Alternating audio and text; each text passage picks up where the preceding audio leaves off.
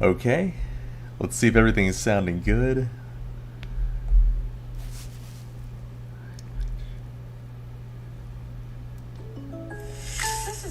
Gotta wait through an ad. It's the ludicrous State Farm ad. It's worth it. That's my top film of the year. Another fucking ad. Nissan, thank you.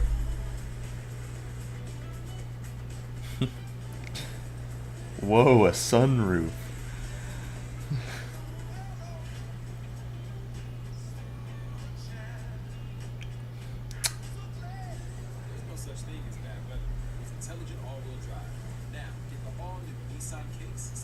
All right, Teal Boy said. Do we know Teal Boy? Okay. What's up, Anthony? All right, Teal Boy said. Do we know Teal Boy? All right, I'm getting like readings that I'm maxing out the mic in OBS. All right, I'm getting like readings that I'm maxing out the mic in OBS. Let's see. You're just okay. Yeah, is Caleb just really quiet, or am I really loud? Or is Caleb really quiet, or am I normal and Caleb is quiet? He's saying Caleb is mute. Okay, if I'm maxing out the mic, Anthony, just let me know. Okay, if I'm maxing out the mic, Anthony, which is interesting, because I don't know. Let me turning up the.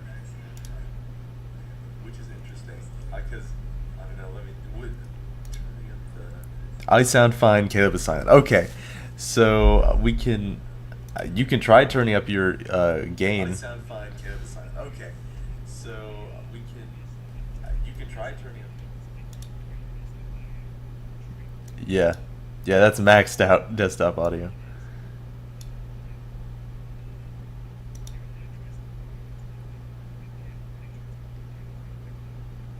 Okay.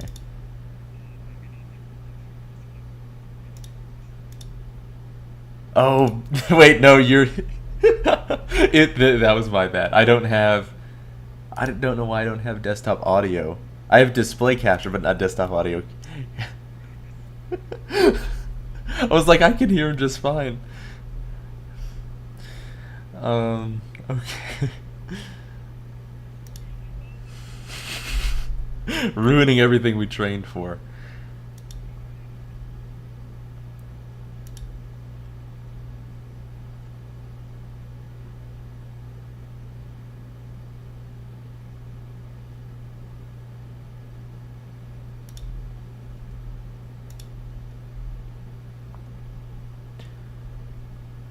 Okay, I guess try saying something.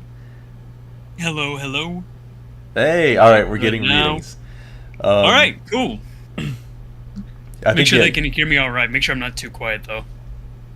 Okay, yeah, you're getting similar readings to mine. So, chat if Caleb is too loud, give us a holler, or too quiet. Just tell me to shut up, and I'll never speak again. Okay.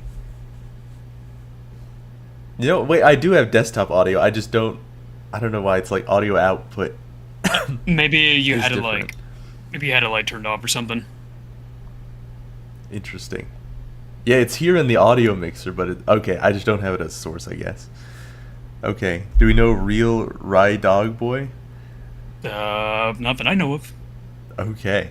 Well, we got a couple of folks. All right. Ooh, let's go. Ladies and gentlemen, welcome to the moment, the stream you've all been waiting for. Me and Caleb break it down. Best and worst films of 2024. The year's come together. We got 1 day left, and we put this stream off till the very end because we wanted to cram in so many movies. And there were still so many I didn't get to see, but I did get to see Despicable Me 4, so it's fine. It's not on this list though, so prepare for the worst list, see if it's on there. That's true. Unfortunately, it did not make the best list. Chris, before we get to the list, I just have to say that this was a phenomenal year for movies. I mean, like, there were so many great movies this year. It was really hard to make a top 10, like, best of the year and even worst of the year, because there weren't that many horrendous movies that came out this year. That's true. My worst is like looking so slim. I feel like I had like 20 on my last year's list. Yeah, you had a lot. I have 9 on this year's Okay. worst of year list. Yeah, I have like 6. I think it's just because now that I have less time, I'm less likely to watch something that I think I might regret later. So I'm sure there were definitely some really, really bad ones out there that I did not catch. But I don't feel bad about missing them this year. So. But you had time to see Craven, though. Listen. It didn't make either list. Okay. I will. Interesting. Okay. Okay. Oh, well, we typically go down. Do we know Grey Death 84? Don't really recognize any of these names. All I know is Teal Boy. I think maybe we've seen some of those guys during like finals streams and stuff. But they're here to witness the film of the year list. Everybody. Well, we're about to be super film bros right now. a little switch up from our regular programming today. Yeah. So essentially, we will go down. We'll break down our best and worst, and we'll start with at the bottom, work our way up to the grand finale at the top. And since I have 11 on my list, Overachiever here. of course, I'm overachiever. I'll just go ahead and start us off, and then we'll, I guess, start the official list. My number 11 pick for best of 2024, be the worst best, if you will, would be My Old Ass, featuring, of course, Aubrey Plaza. And I hate how it's such a pain to get to the actual review of it. I think if you go to like history or something like that, like if you go under your like review. Here it is. We got to scroll down. Oh. Okay. Yeah, I don't know why they wouldn't just have it at the top. But this is like the one time a year that we use Letterboxd on PC instead of on my phone. So where the hell is Despicable Me 4? Maybe Despicable Me 5 next year will make the best list. That's my hope. They're cooking. Let them cook. Let them cook. Yes. All right, quick on Despicable Me 4. It didn't make the worst list because it shockingly wasn't very bad. They've had so much worse films. But it just didn't reach the highs of like the first 2 that I know they can reach. It was compared to like the last 2 or 3. You know, it's not bad at all. It's just I've only seen 1 and 2. I never saw 3. 1 I like, 2 I don't remember anything about except for like El Macho or whatever his name is. El Macho, the greatest supervillain of all time. Yes. Yes. Yes, those are the 2 really worth watching. I would say. But to our actual list now. Yes. We're doing a separate Despicable Me only stream later. Okay, so essentially, yes. Basically, this gal looking to get out of her small town, really hates working in the field. What's she, like, cranberry farmer? Her family's a legacy cranberry farmer. She's set to inherit it if she wants it, but she doesn't want it, so she's going off. You know, she's like a couple of weeks before leaving for college, and takes a shroom trip, and is able to communicate with her future self in a way that is pretty wonky, and probably has a lot of holes written into it, but you know, that's suspension of disbelief in this particular movie because it's a comedy.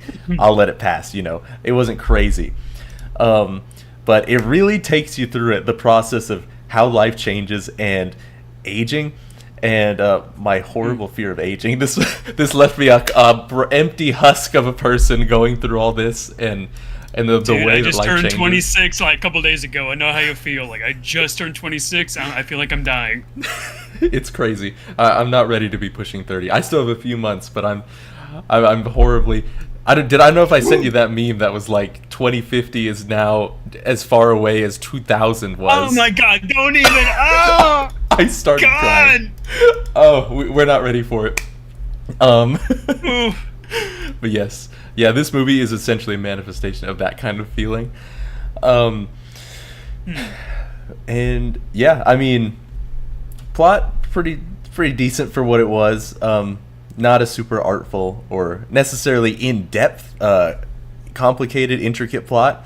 but the themes are real enough and raw enough and well played out enough that I think it deserved the spot as at least the worst best movie of 2024 for me. Very nice, very nice. And I mean, Aubrey Plaza is always a win. I mean, absolutely. Yes. Gosh, yeah, both of these actresses definitely made it fun to watch. I will say. Yeah. All right. So now we are on to number 10. Number 10. I guess we will start off Yes. with you, Caleb. So my number 10 is Furiosa. Now, if you don't know, Mad Max Fury Road is in my top 4 of Letterboxd. I adore that movie. I watch it like every year. It's like the best action film ever made. It's just, masterpiece. It's not as good as Fury Road, but there are just so many great things about it. Like, added so much more like mythology to the universe of Mad Max. Anya Taylor-Joy does a phenomenal performance as Furiosa. In fact, like, she even had like some voice training to make her sound like Charlize Theron, and she sounded really damn good as mimicking her voice in a way. Action was great, story was great. The highlight for me was Chris Hemsworth as the villain. I mean, he just knocked it out of the park. One of my favorite performances of the year. Just absolutely stellar acting by him. I think the only downside I had with this film is the visual effects are not as good as Fury Road. There are some pretty like horrendous green screen and some really wonky CGI, but other than that, like, I thought this film was like just super enjoyable, really fun, just full of action-packed great scenes, and just one of my favorite action films of the year. Yeah, it was pretty solid. Yeah, it doesn't quite live up to the hype of of Fury Road, but I mean, if Fury Road never existed, I mean, we'd still be singing the praises of it a little bit.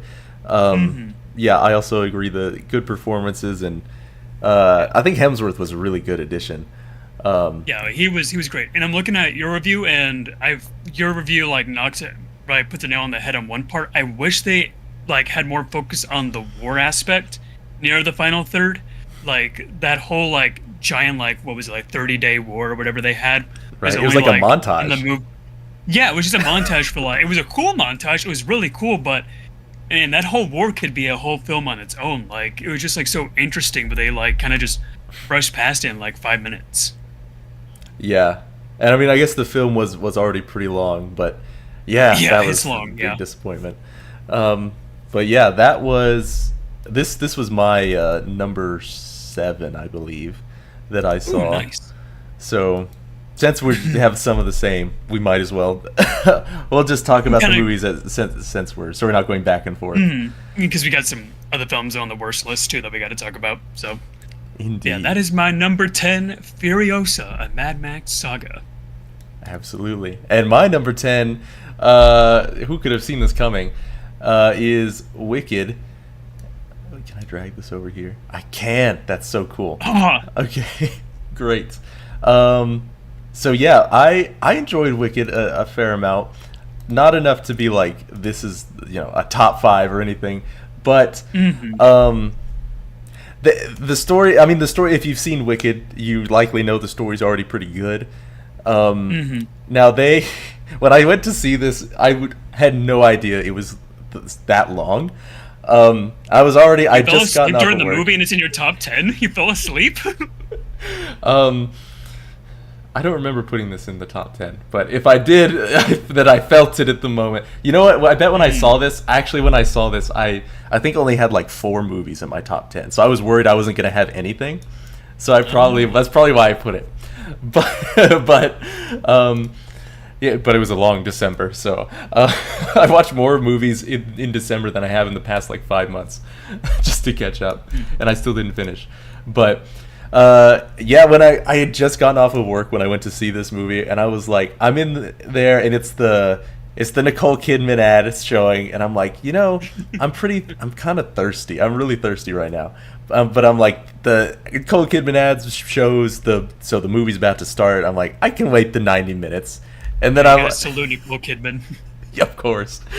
And then I would, pull up my phone just to check the runtime. I'm like, it's 3 hours, over almost 3 hours. So I Yeah, it's run long. down. It is a long movie. It was so long. So I ran down to go get myself one of the free cups of water. And I missed like maybe the first 30 seconds, but I could not have made it through all 3 hours. Because it really does drag in a few portions. Yeah. And yeah, like I said, I literally did fall asleep for 15 minutes and woke up, and I'm like, I don't think I missed anything. I just missed that song by the Prince or whatever his face was. Dancing Through Life? You missed that song? Dude, it's like one of the best. I was not vibing with it. I don't know, it didn't feel like... Oh, no. It didn't feel terribly relevant. I don't know. But, I mean, Ariana was literally perfect. You couldn't have gotten better casting than Ariana Grande. And I vibe with a decent amount of the songs. Effects were cool. I wish we could have seen more use of them. But I wish I could have seen the effects for how bad the film is shot. I mean, this film is ugly to look at, man. Like, there's some parts where, like, I'm blinded by the oversaturation of, like, the lighting and cinematography and everything. Like all the practical effects look great, but it's just, like, super just oversaturated. Yeah, well, I mean, it is a colorful film, so yeah, if you oversaturate it, it's really gonna pop in a film like this. So yeah, I really like this one. I've actually never seen the musical or read the book, so I mean, I was familiar with, the Wizard of Oz story, but never this story. So from what I watched, this is part 1, which I actually did not know that going in. So when the title came up and it said part 1, I was like, wait, what? I didn't know that either. But yeah, I like the songs. Ariana Grande was like the highlight for me. She was fantastic. I still listen to a few songs on my way to work because they're so damn catchy, especially the song at the end. What's it called? The one with the Wicked Witch, which Defying is singing, Gravity. Defying Gravity. Yes, that song literally I feel like I'm elevating out of my seat anytime I hear that song. It's so good. But yeah, it's just way too long, and I feel like it could have been a lot tighter story if it was just the actual entire story. Yeah, I would have been fine with the 3 hours if it was the whole thing. It would have made more sense. But yeah, it sounds like Caleb is holding space for Defying Gravity this year. Hey! I got the reference. Yeah, it was a good movie. Good movie. All right, and then number 9. Number 9 for me. This is also Civil War. Yeah, I knew you were gonna love this one. As soon as I saw this movie, I'm like, dude, Chris is gonna have a ball with this movie. He's gonna love this one. Absolutely. I was literally, as I was watching it, I was like, where would I put my camera in this situation to get the best shot? Yeah, so for those who haven't seen this movie, this takes place in a dystopian future where there's pretty much a giant civil war going on through the entirety of America. Certain states are divided into factions, and it's pretty much a journey revolving around this news reporting team who are going to go to interview the president of the United States. And it's a big road trip just seeing all the chaos that's ensuing across America and all these different factions. And what I really appreciate about the film is that it doesn't really pick a side with its political commentary. I was kind of worried about that going into it, where I'm like, I don't want this to seem too ham-fisted with its political messages, but I felt like it was handled super mature and very well done. Story was great. Just all the acting was just very just super entertaining. Just seeing these guys go on this giant journey across America and all these crazy antics they're going through. Really entertaining film. Really entertaining. Yeah, definitely. I don't think they really went into anything that the president did that made people want to revolt, did they? I think they mainly steered away of it. Revolved around that. My theory is that they were going to, but then, with this year being the election and everything, they were like, yeah, let's probably not put that in the movie. Yes, very fair. But yeah, that's the way to do it. Focus on the actual reporting, and Yeah, that was my only gripe. Really, was some of the uniforms look really similar. So it's like I was like, which faction is this? At some times, Hmm. I was a little confused. I think because they two factions were a similar camo. Yeah, Um, they looked pretty similar. And one thing also that was just so good about this film was just the sound design. I saw this film in IMAX, and just the sound of like the gunfire and the explosions, and like the sound of like the cameras, taking the pictures and the clicking and everything. Just everything like was just so just like crisp. The audio was like some of the best I heard this year. It was so damn good. yeah, I saw it in just a regular theater. I'm like, this is definitely a lot of attention to detail here. Um, Hmm.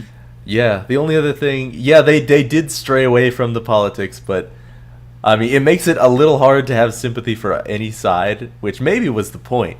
But I think I think that we was got the like one point. Yeah. sentence. Yeah, we just got like a one sentence sort of explainer there, and it was interesting that Nick Offerman is in the film like 2 minutes total. Hmm. Yeah, I thought he was gonna be in way more. Definitely was not what I thought going in. So, but it was a cool watch.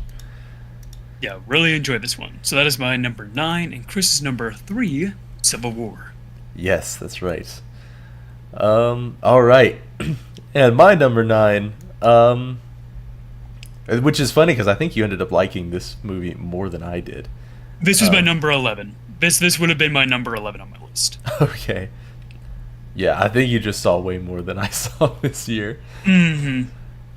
Um, okay, so here's the thing, the literally the first like 15 minutes, maybe it was less than 15 minutes, and it just felt like 15 minutes to me. But the entire time that the robot is just like falling over in the forest felt so Hmm. long. I was this close to just pulling my phone out and scrolling Twitter. I'm like, Oh please, my god, please you're get on with it. ADHD. You gotta be kidding me.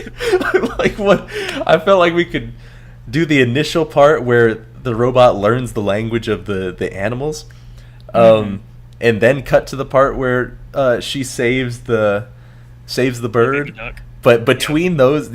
between those two is such a long time of slipping and falling, crashing into a tree, shutting down, panicking. I'm like, okay, all right.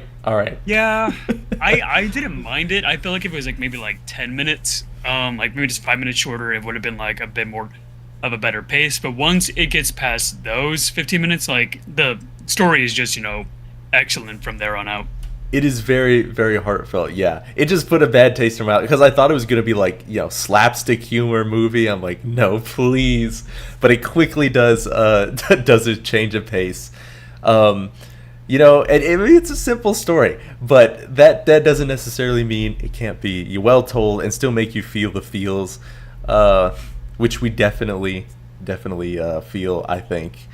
Hmm. Um, Yeah, I had a good cry watching this one. For main reason because this film kind of has like some messages about how hard it can be being a step parent.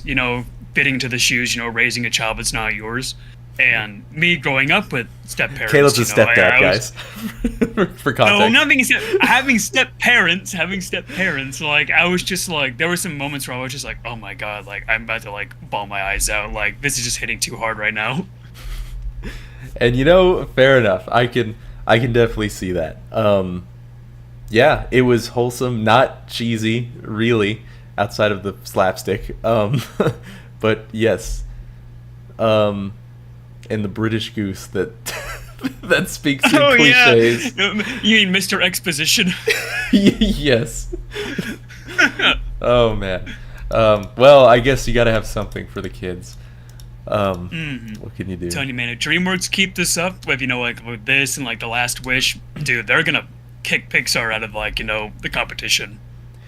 Yeah, they're a little bipolar because in between Last Wish and this was the Teenage Kraken movie, which Oh I yeah. think Oh, was and there was fine. where there was Kung Fu Panda 4 as well, which came out this year. Oh yeah, yeah.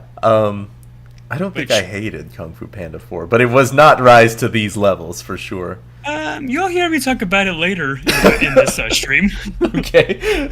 Well, maybe we'll hear more on it later. But yes, we will see. I don't know why their range is so different, but it's really a roulette. This one's directed by the guy that directed How to Train Your Dragon, so like he knows what he's doing. Okay, yeah, he's definitely got some resources under his belt. Mm-hmm. Very good, number 9. All right. Right, so, and what is it? You're number 8 9. now. Or yes, you're number 8. Yeah. So I have not seen this at all, so I will let you take the reins on it. This film is crazy good. So, Chris, have you ever heard of the film Ready or Not, by chance? Oh gosh, I don't think I have. So that film is like kind of like a spooky, like person trying to like run away from this crazy family kind of film. But it's also got like some funny moments in it. And this is directed by the same people that made those films. And this one is just like a super cool horror film. So the premise is that these like kidnappers are like holding this little girl hostage for like ransom. But it turns out that this little girl is actually a vampire. So now it's like, oh, now you guys are trapped in here with me kind of story. So like this 5 group of like misfits are like bumbling all over the place, running away from this like 8-year-old vampire who happens to be a ballerina as well. And there's just so many cool like action sequences with them like running away from the vampire, some cool gore effects. Like this needed to come out like during the Halloween time. I don't know why it came out in like April. But man, this one was just a very entertaining film. Really fun to watch. Yeah, we had a lot of those this year, I feel like, that are Halloween-esque, and they came out in the spring. So I'm like, what's happening? Out of season, fish out of water. Yeah. But yeah, sounds very interesting. Yeah, really good. Highly recommended if you love like not only horror films. This one actually isn't that scary. There's more just like more comedic moments in here than there are scary moments. This one gives me a vibe of you ever heard of you saw Lisa Frankenstein, right, Chris? I did, yeah.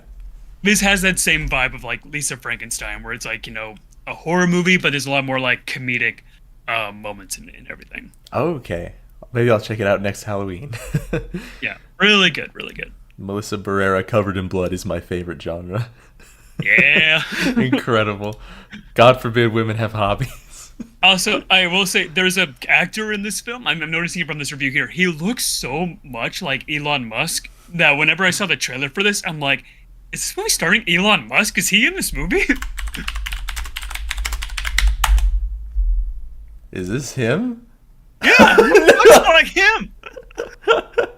Wow. It looks so much like him. Okay, well, I know who's playing him in the biopic. Oh yeah, there we go. He sounds like him too, actually. That's crazy. This poor man. Yes, that is my number 8, Abigail. And my number 8, which I'm noticing I'm more and more alone on, is going to be... You surprised me on this one, not gonna lie. When I saw your 5-star pop up on Letterboxd, I'm like, what? And now for me, you know, 5 stars...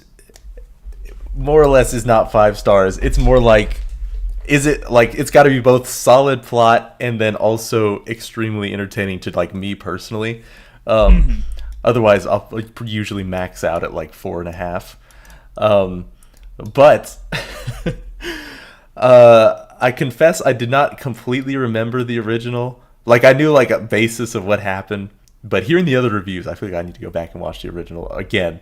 But I remember liking the original. I rated it fondly. But yeah, other than the bad part, the what is it? The monkeys that were in there, the CGI monkeys. I forgot about that. I feel like an 8th grade animation class could have done a better job. They looked nothing like real monkeys. Yeah. But yeah, you know, when I was watching it, I was like, I thought the whole the tipping point was going to be that, you know, the general, Pedro Pascal's General Cassius was going to be, you know, kind of the morally gray dude, and the main dude was going to have to realize that, you know, not everybody is exactly the way I originally thought in my head, or whatever. But no, it That gets. would have been a better story.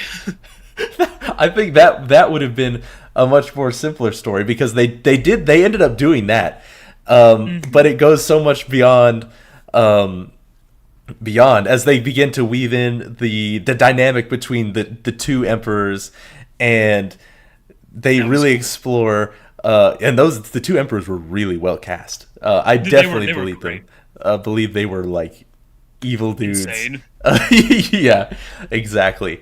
And then I didn't expect Denzel Washington's character to be so relevant. Yeah, he was like a Shakespearean villain, like the way how he like presented himself and how he acted and how like he wanted to like manipulate everyone around him. Like he was awesome in the movie. He was really cool. I legit thought it was just going to be our main character and Pedro Pascal that were the two focus points.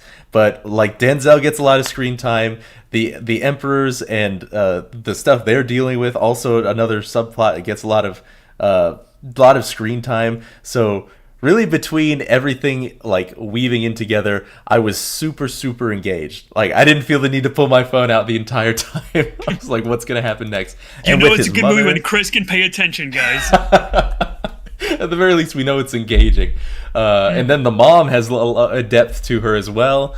So all of these, I thought, come together at least to tell a super engaging story. Now, the very end, it kind of starts to fall apart here because it really should have been, like I have in my review, about 30 minutes longer, because I have no idea why Denzel's character tries to fight Mr. Gladiator after he's beaten literally everybody in the Roman army. There was no shot. No shot. So that fight ended up a little disappointingly to me. And then the way he wins over the entire Roman army with just a rousing speech. I'm like, you could tell they were just like, okay, we got to wrap this up. We don't have time for a fight. But I think it would have been so much better if we had seen the fight. Yeah, I actually really enjoyed this one a lot more than I thought I was. Like, I love the original, love it a lot. When I saw the trailer for this one, I was like, yeah, it looks alright. And it's really entertaining. Like, all the action sequences are great. Pedro Pascal, like, his character was, like, my favorite part. This like, morally great general that, has to serve, for, the Romans, but at the same time, like, he just feels terrible for what he's doing. The only thing that really holds it back for me is everything revolving around it being a sequel to Gladiator. For me, like, if they just took out everything involving the predecessor and just made like its own original story with like all these new characters and added nothing with the original Gladiator instead of just trying to like just like add on to it, this one probably would have been like a four star for me. Like I just feel like if it had like its own original story with nothing with Gladiator 1, I would have liked it a lot more. Yeah, no, that's totally true, because they try very hard to tie it in with so many flashbacks, which was admittedly helpful for me because I didn't remember a whole lot. There was definitely scenes that I did not remember, but could have been explained in a way that was not a Gladiator flashback. Definitely did not need to be a Gladiator 2, but just a Roman movie could have been just fine. Yeah. Yeah. Good pick. Alrighty. All right, well, that was your number 8. Okay, so my number 7 is Kingdom of the Planet of the Apes. I loved this movie. Loved it. So, for me, I love like the reboot Planet of the Apes trilogy. Very, very well done. Really well executed. Amazing visual effects. Great story with Caesar and his rise. Becoming like the leader of the apes. And this one, just adding so much more mythology to this series is what makes it so good. You have like it's like I think like of quite a few years after Caesar passes away from the last movie, and you see like how the apes have like evolved and like have pretty much seen Caesar as like this religious figure, as like they're like messiah pretty much, and just seeing how you have some like over religious zealot apes that are like like wanting to make their own kingdom and follow like a way like over exaggerated form of what Caesar would believe in, and how this film just has like such a cool message of like not believing in like false idols, don't delve too much into like false prophets, false religions, just like such really in-depth morals and stories for a Planet of the Apes sequel. Yeah, I mean, I thought the film was solid. Uh, Although for me, honestly, it's probably my least favorite of all the Kingdom of the Planet of the Apes. Hmm. Doesn't have the same heart, I think, without Caesar, and essentially the apes are like they're like devolved now because it's been so long. The fact they're trying to get back to like the modern era is the whole Hmm. focus of the film. I'm like, we just had three that were in the modern era that that I think makes for a cooler scene. But yeah, it's Yeah, just this one basically the I tale would of an ape. rank. This one I would rank above Rise. It would be under Dawn and War. I think Dawn is my favorite. War is my second favorite. This would be under Dawn.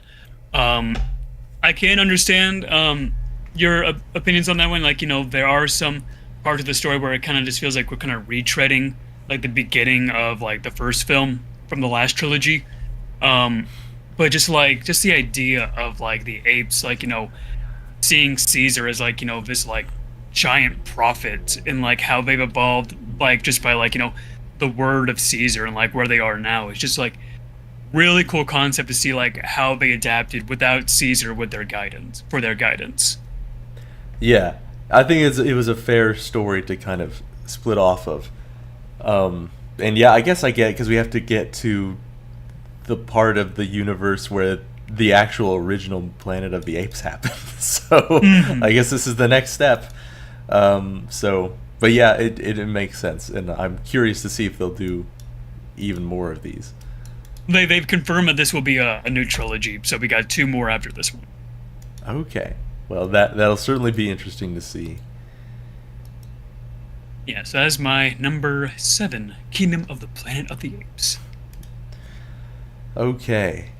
Oh, Caleb, you don't have your list numbered, is why I was like, why can't I find number 7? Why am I having to count? Oh, I didn't know I can number these. That's it's Yeah, you can yeah. change I them can to I be can. ranked lists. Oh, here, let me do that, and I can you can like refresh the page and change that. All right. And I guess we'll skip my number 7 because it was Caleb's number 10. So I So you guess can we do already your know number about that. 6. All right. And then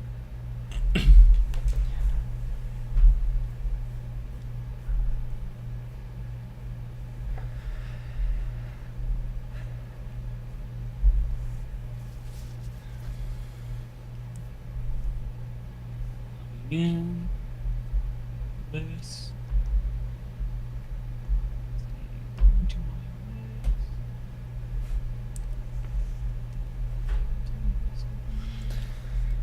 How can I make these rank? Do I just edit the list? yeah, it should be under edit. I've only done it on my phone, but I usually have to go to edit list. Rank list, there we go.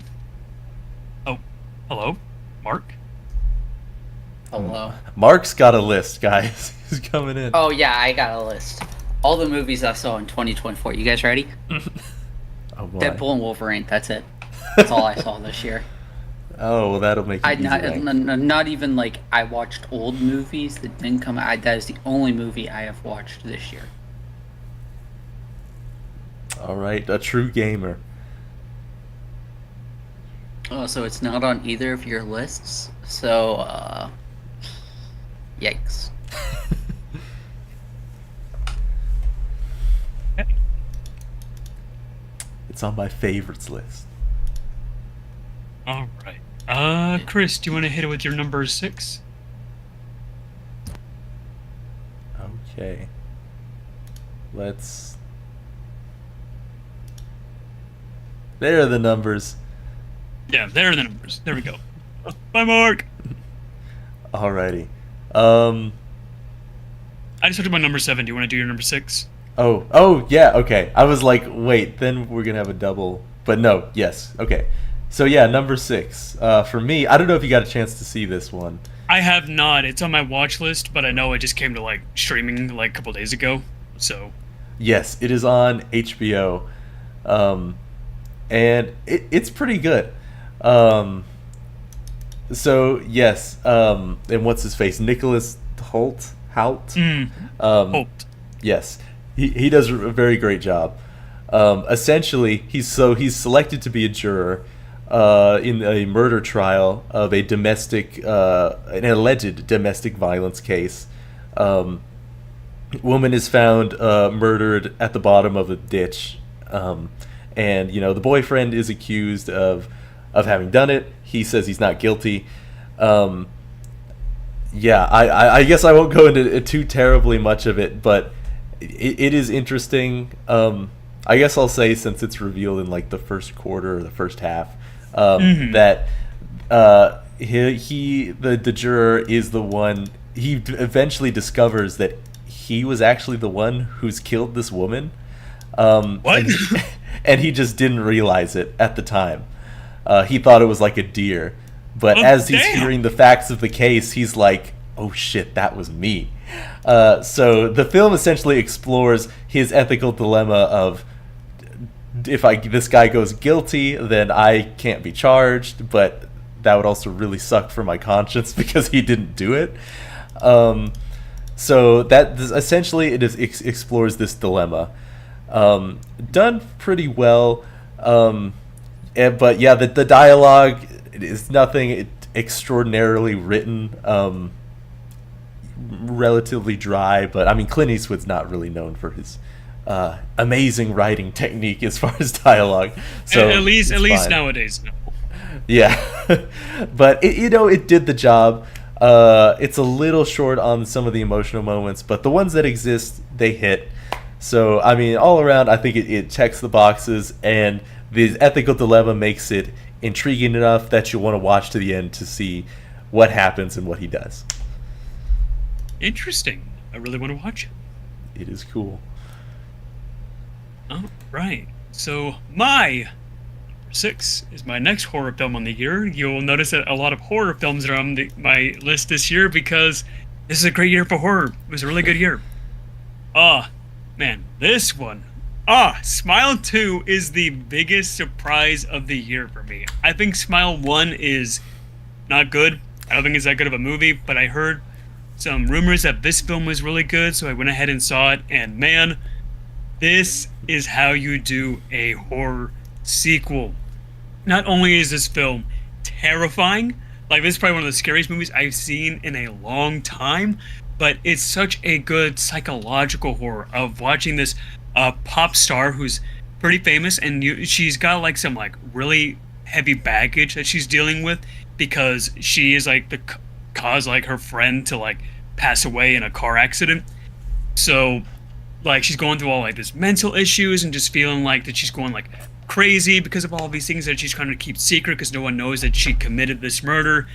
And she then gets infected with the dreaded smile curse, which means that like everyone around you should start smiling and it makes you go crazy, and then you end up like killing yourself, making the smile curse pass on to somebody else.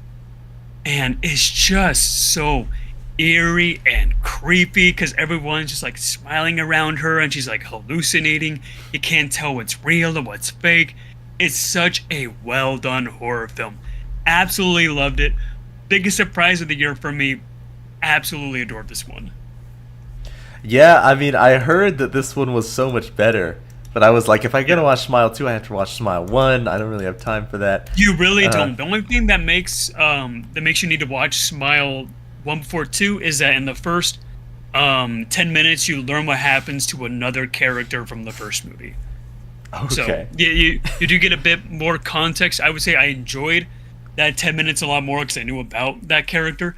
But man, this one, like, I was just like enthralled watching this one. Like, I was just like just staring at the screen, just going, man, like, this is just how you do a sequel. Like, this just elevates everything, like, past like the original in every single way. I could tell you wrote a lot here. I know, dude. Like, I was just like in the car, like, dude, this film is peak. Like, this, like this. Oh my god, this one was just so good, so damn good. it's coming out like it's like on streaming right now, but I usually don't buy anything on streaming, so I'm waiting for it to come to a Blu-ray release, but that's just next month. I'm very happy for that. Yeah, multiple paragraphs too. All right. Well done. Thank you. Love this one. If you haven't seen Smile 3 yet, Smile 2 yet, go and see it. Really, really good. I haven't seen Smile 3 yet. If you haven't seen Smile 3, where have you been? Let me know. Alrighty. Number 5 for me. I really enjoyed Inside Out 2. This was my number 12. This one would have made my number 12. Yeah. So, I mean, what's to say, really? They did the same thing as last time. Little different. Add some more emotions. Makes it pretty true to life. I mean, they really they really did it. With some minor gripes. Yes, the kind police were arresting people from headquarters. Not sure why, but yeah, fine, I suppose. And I hate the ambiguous ending. I hated it too. I didn't like it. Like, of course, you know, she has that little smile at the end. So I'm like, okay, why not just say that she made the team? I mean, yes. I mean, I also don't like ambiguous endings in general. I'm like, I have to know. But I mean, I guess it's done for art for reasons sometimes. But yeah, I think Disney hasn't had a lot of wins as of late, but I think this is one of them. Yeah, I haven't seen like I said in my review, I haven't loved a Disney movie like this much since Coco. And like, I thought the story was really well done. I don't think it's as strong as the first one. I mean, the first one is a bit better in some cases. I feel like they could have done a bit more with the older emotions and the new emotions. And in fact, I feel like quite a few of the new emotions do get a bit too sidelined in the story. It mainly just focuses on anxiety. But being someone that like, at least like early days of high school, that dealt with like extreme anxiety, like just seeing how Riley, the main character in this film, reacts to anxiety just like made me be like, oh my god, this is like a film message for me. Like, I feel like they just like took my life from like early on and just like wrote a script for. I'm like, dude, this is like too much like therapy right now. Yeah, it'll definitely hit you in the feels.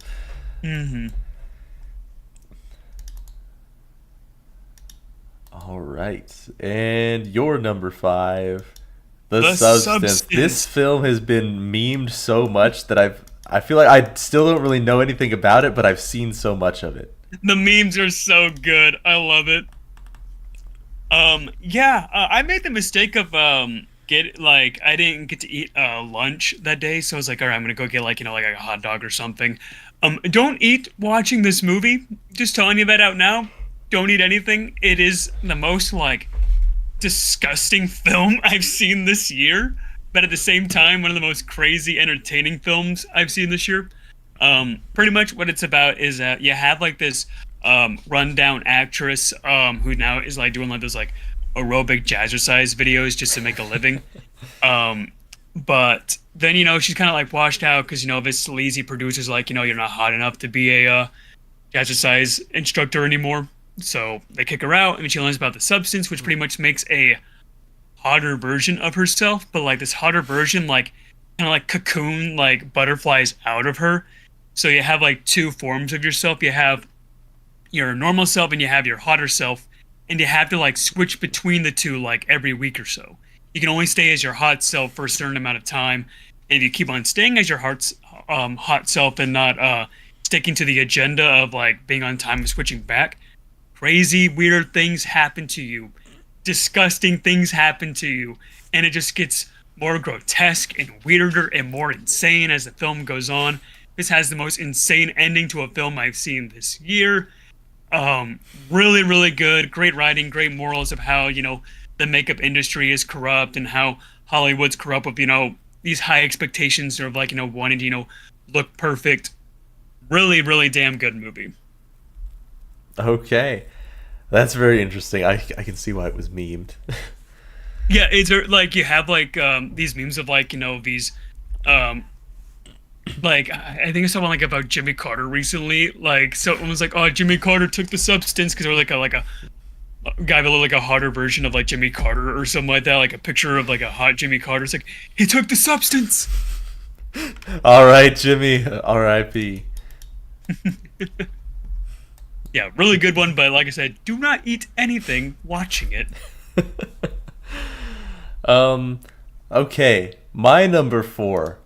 Never heard of this movie. Hit me Turtles with it. All the Way Down. I think you would really enjoy this one, Caleb. It is a HBO Max original, and it focuses on this girl with really severe like OCD, and she has to try. She's about to graduate high school. But her OCD is quite crippling, and she has to manage her friendships, and she's never really dated anyone because this condition makes her do some weird shit, and so it is basically an in-depth look into it. You really do see like some of her like tics and her the mannerisms that are caused by the OCD. They're shot really well. What are you trying to say about me, Chris, huh? What are you trying to say about me? I'm saying you need to learn from this movie, Caleb, because we're tired of it. But yeah, I mean, I really honestly can't say I've seen any sort of interpretation of this mental illness before, and I think it does a good job of really grounding the audience in it, and it is really it looks like a real pain in the ass. I can't believe people managed to I don't go have about OCD, it. so thank God I don't have it. Yeah. So I mean, but yeah, the now the beginning they kind of have to like they have to thrust them into something to get it going. So some weak writing there.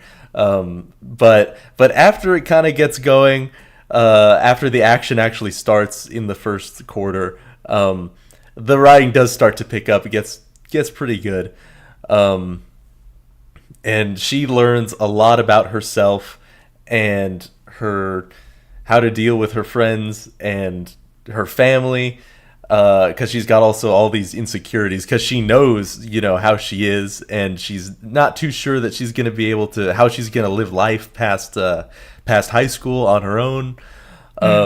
So she takes a self journey, learns some things. There's some romance involved that's pretty well. Her partner, I think is very compelling in this, or her love interest, I should say, is compelling in this. I think it was pretty artfully done. I would highly recommend. Really good coming of age story. Oh yeah, absolutely. Yeah, I really enjoyed it. I'll put that on my watch list.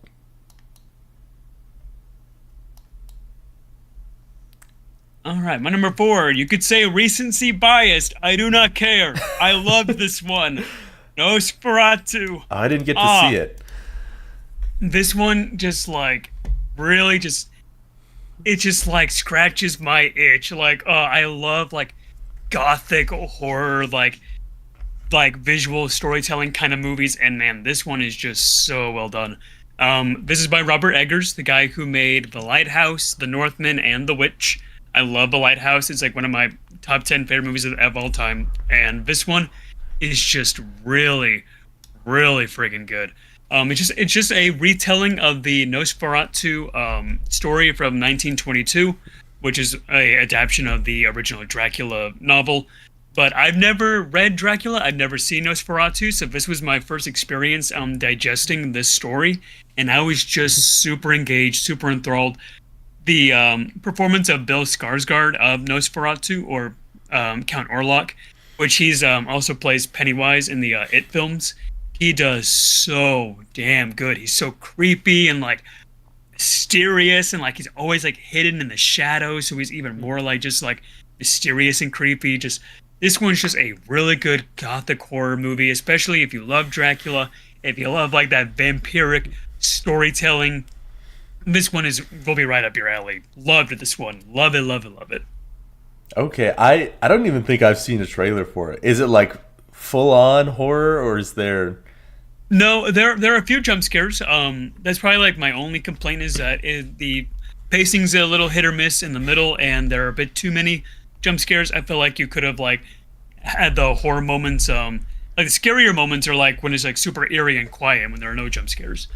Um, other than that, it's not really super scary. It's just like super like gothic. Like that the telling of like Dracula or like Bloodborne, the video game, like that kind of like gothic horror kind of style. Very similar to that. Not scary, but just very atmospheric scary.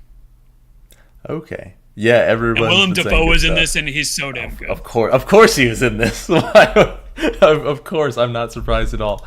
It sounds exactly like the film he would be in. But yeah, there's a lot of good reviews, so I'll have to catch it.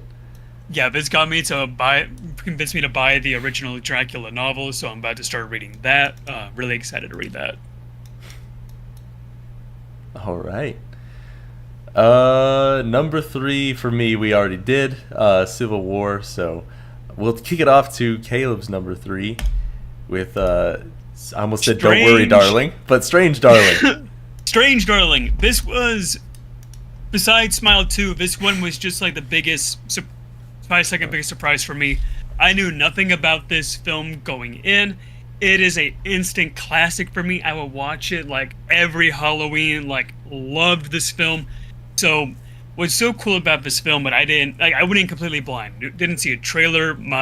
This YouTuber I watch who reviewed it say, hey, before you watch this review, just go in completely blind, trust me.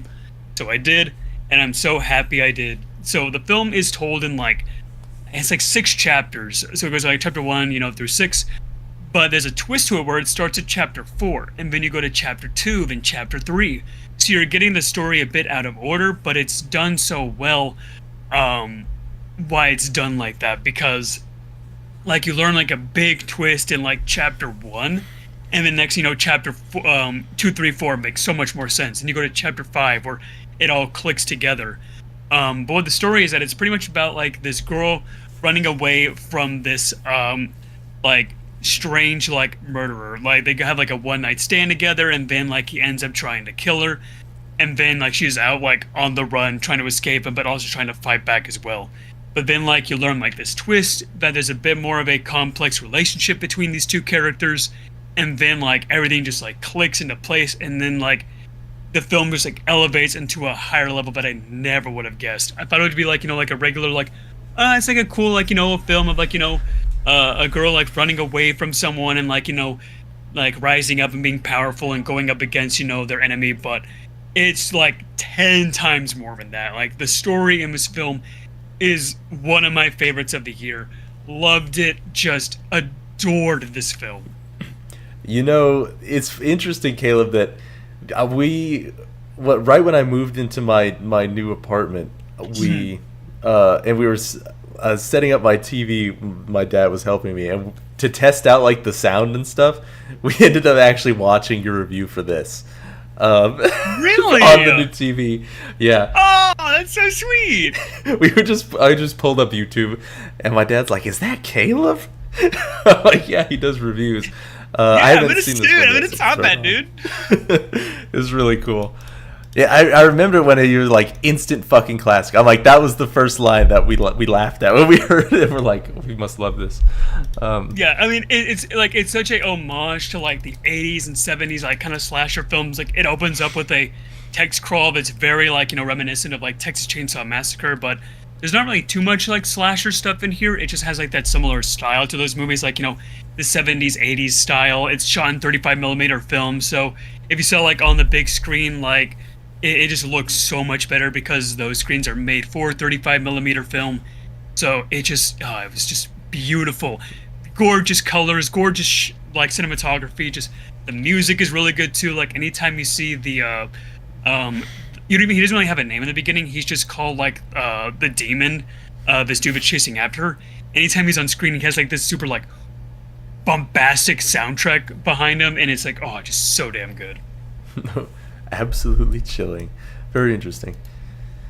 Really recommend. If you haven't seen it, definitely watch it. All right. And my number 2, I don't know if you got a chance to see this. I am so mad I haven't seen this. I don't know what's like stopped me from watching it, but I haven't seen it yet. I want to watch this one so bad. He hates tennis, guys. It's all right.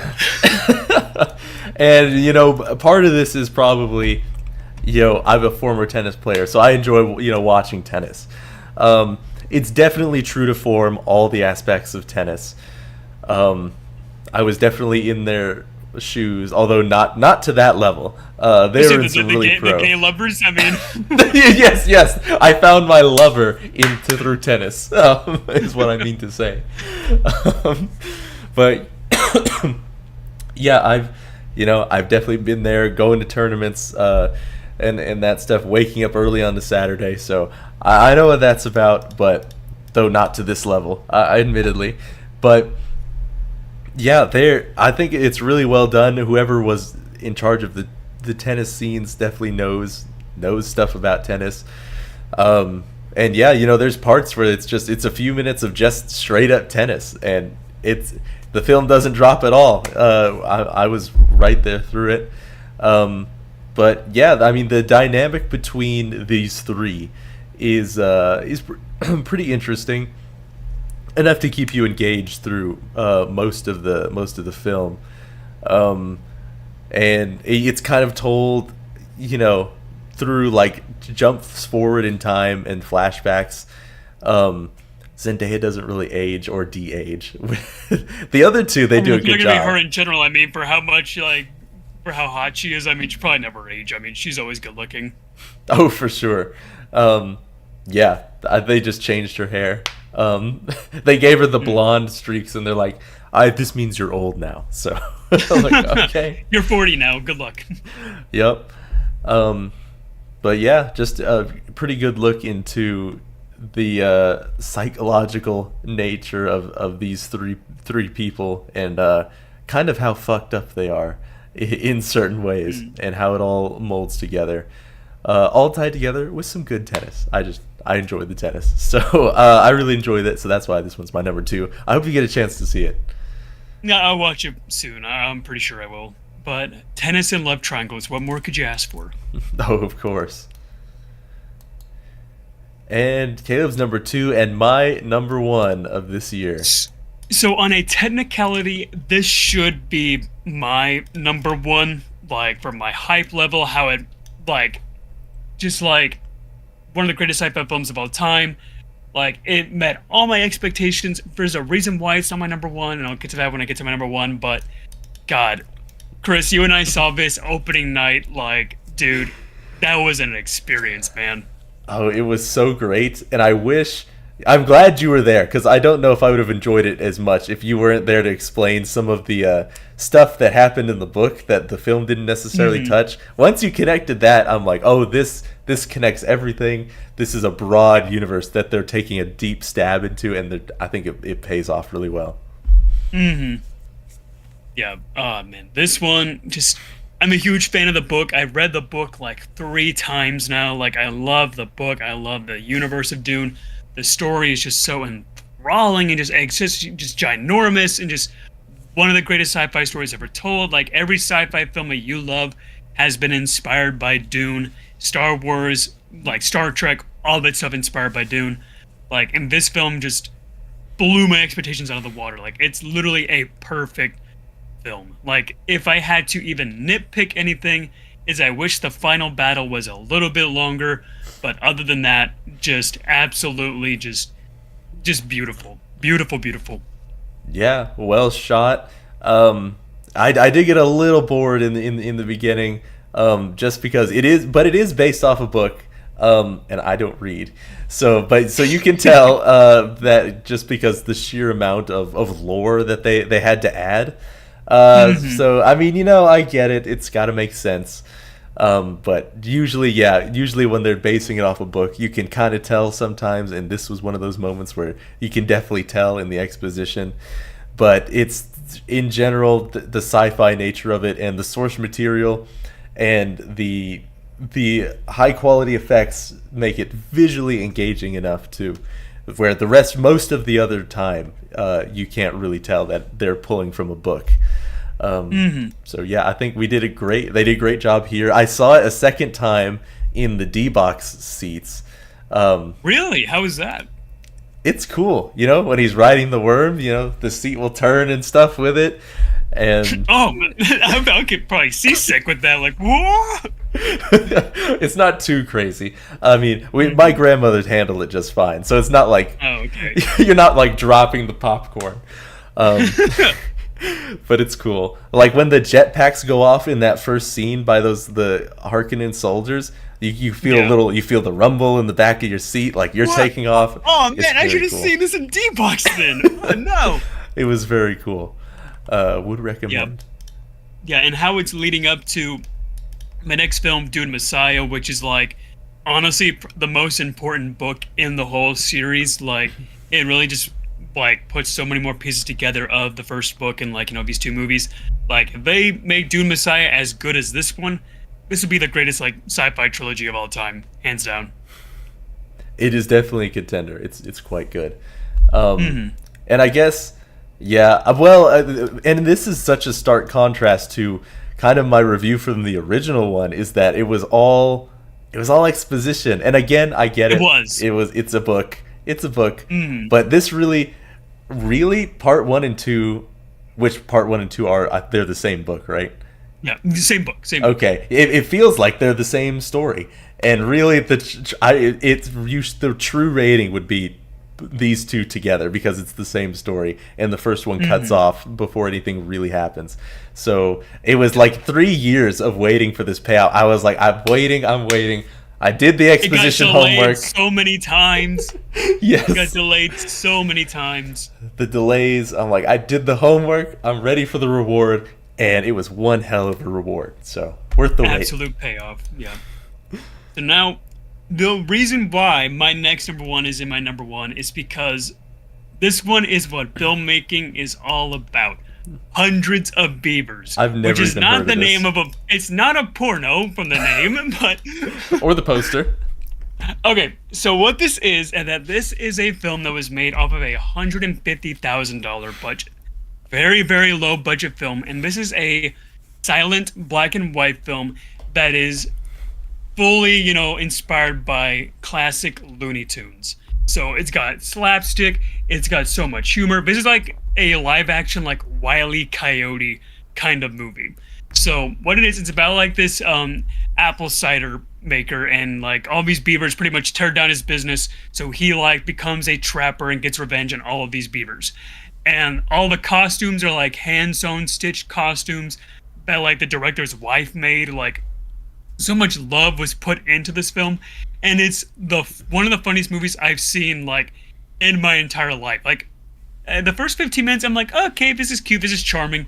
But when it gets to like the 20-minute mark, like it goes off the rails. Absolutely funny, slapstick, great humor, hilarious music. It's got some like very, very well done like hand drawn animation for like the backgrounds and backdrops and everything.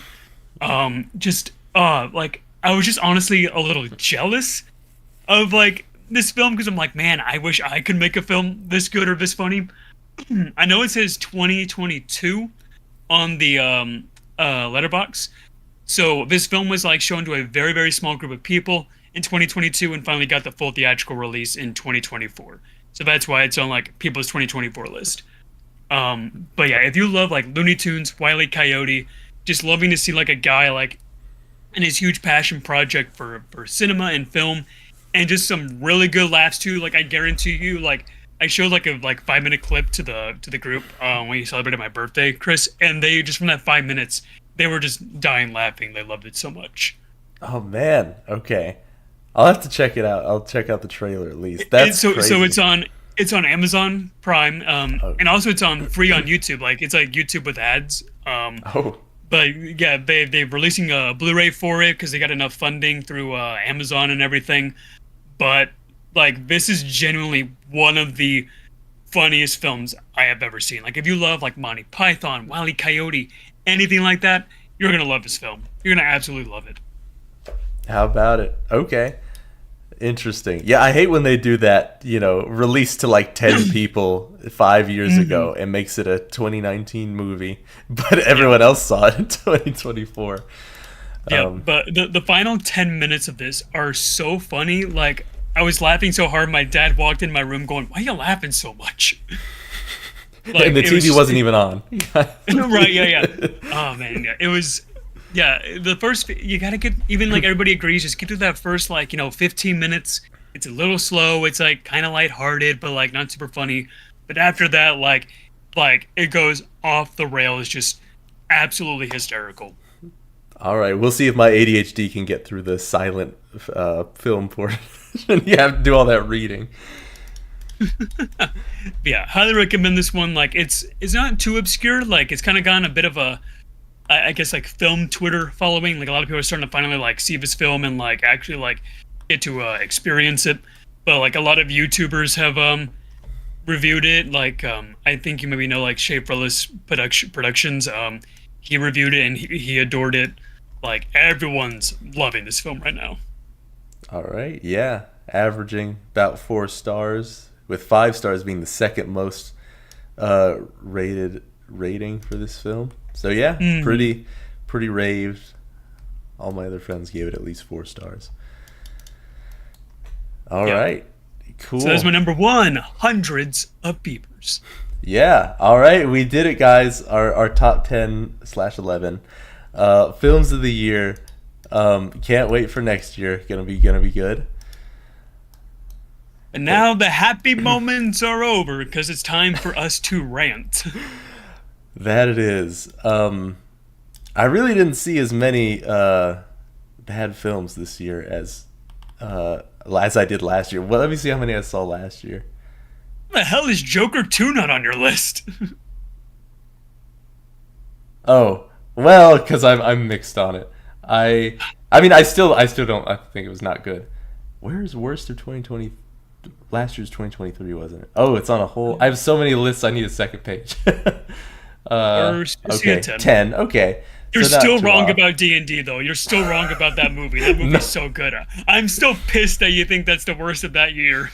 Okay, truthfully, it's second worst, but because I was so disappointed, I moved it up to worst. Really, 80 for Brady was the worst of last year. The fact that 80 for Brady is before D&D. Yes.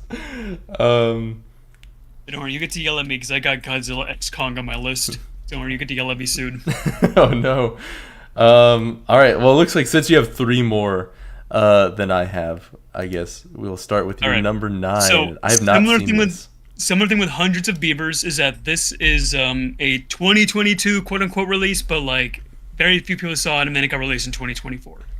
So this one, man, I was really disappointed in this one. So this one is a horror film where it's like this like group of like Icelandic scavengers are now like migrating from their home to a new home to like pretty much just start a whole new life.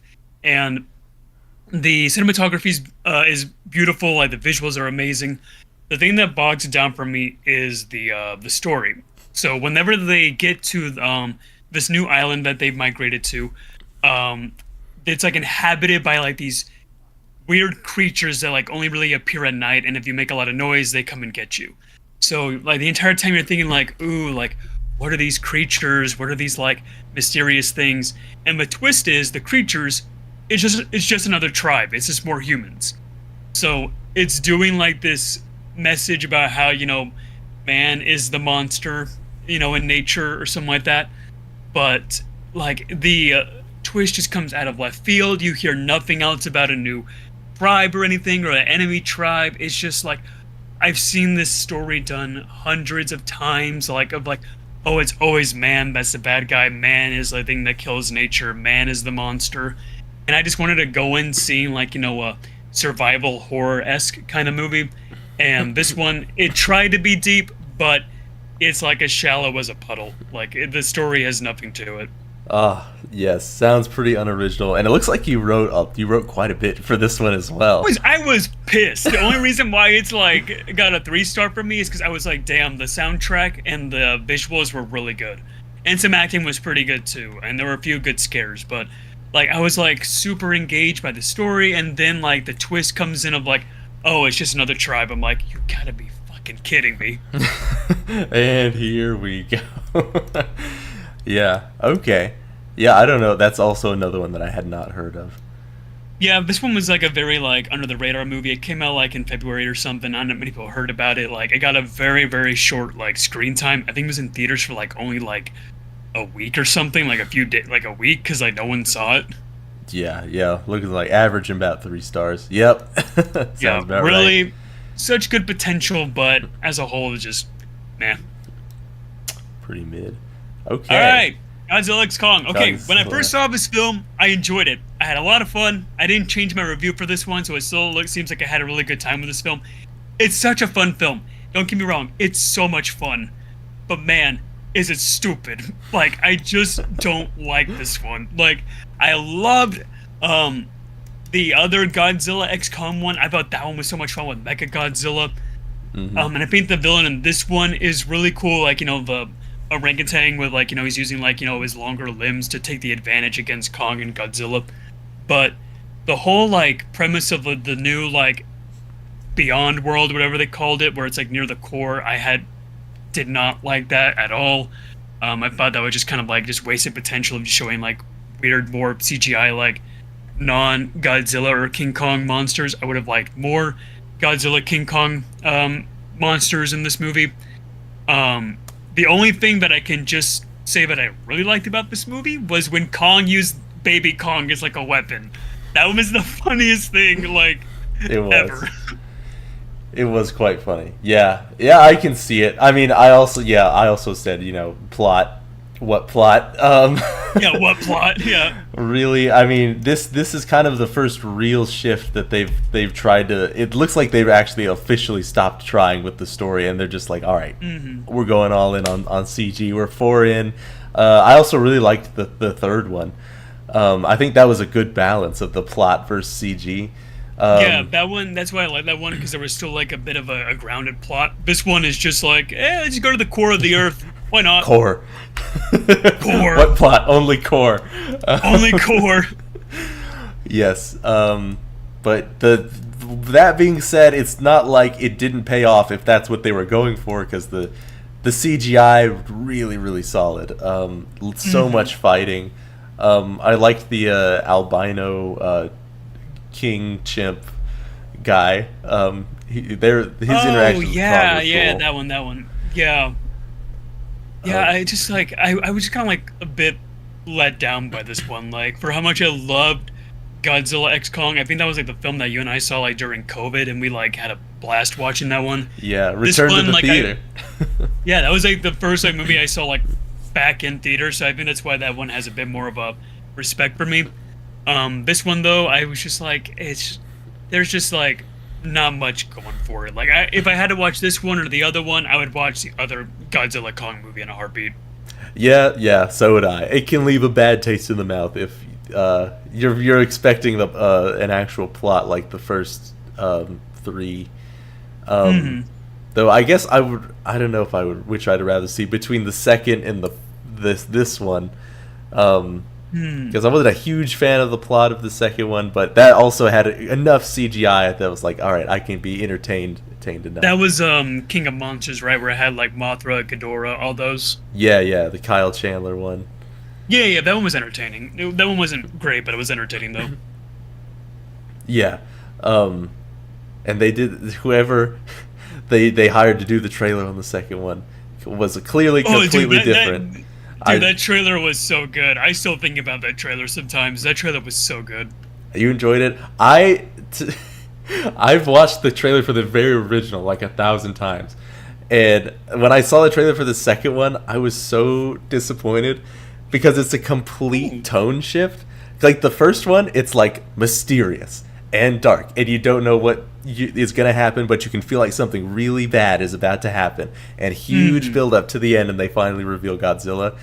This one, they're just like they add like some symphony orchestra. Operatic, yeah, like, oh! Yes, and you see bright colors of Mothra.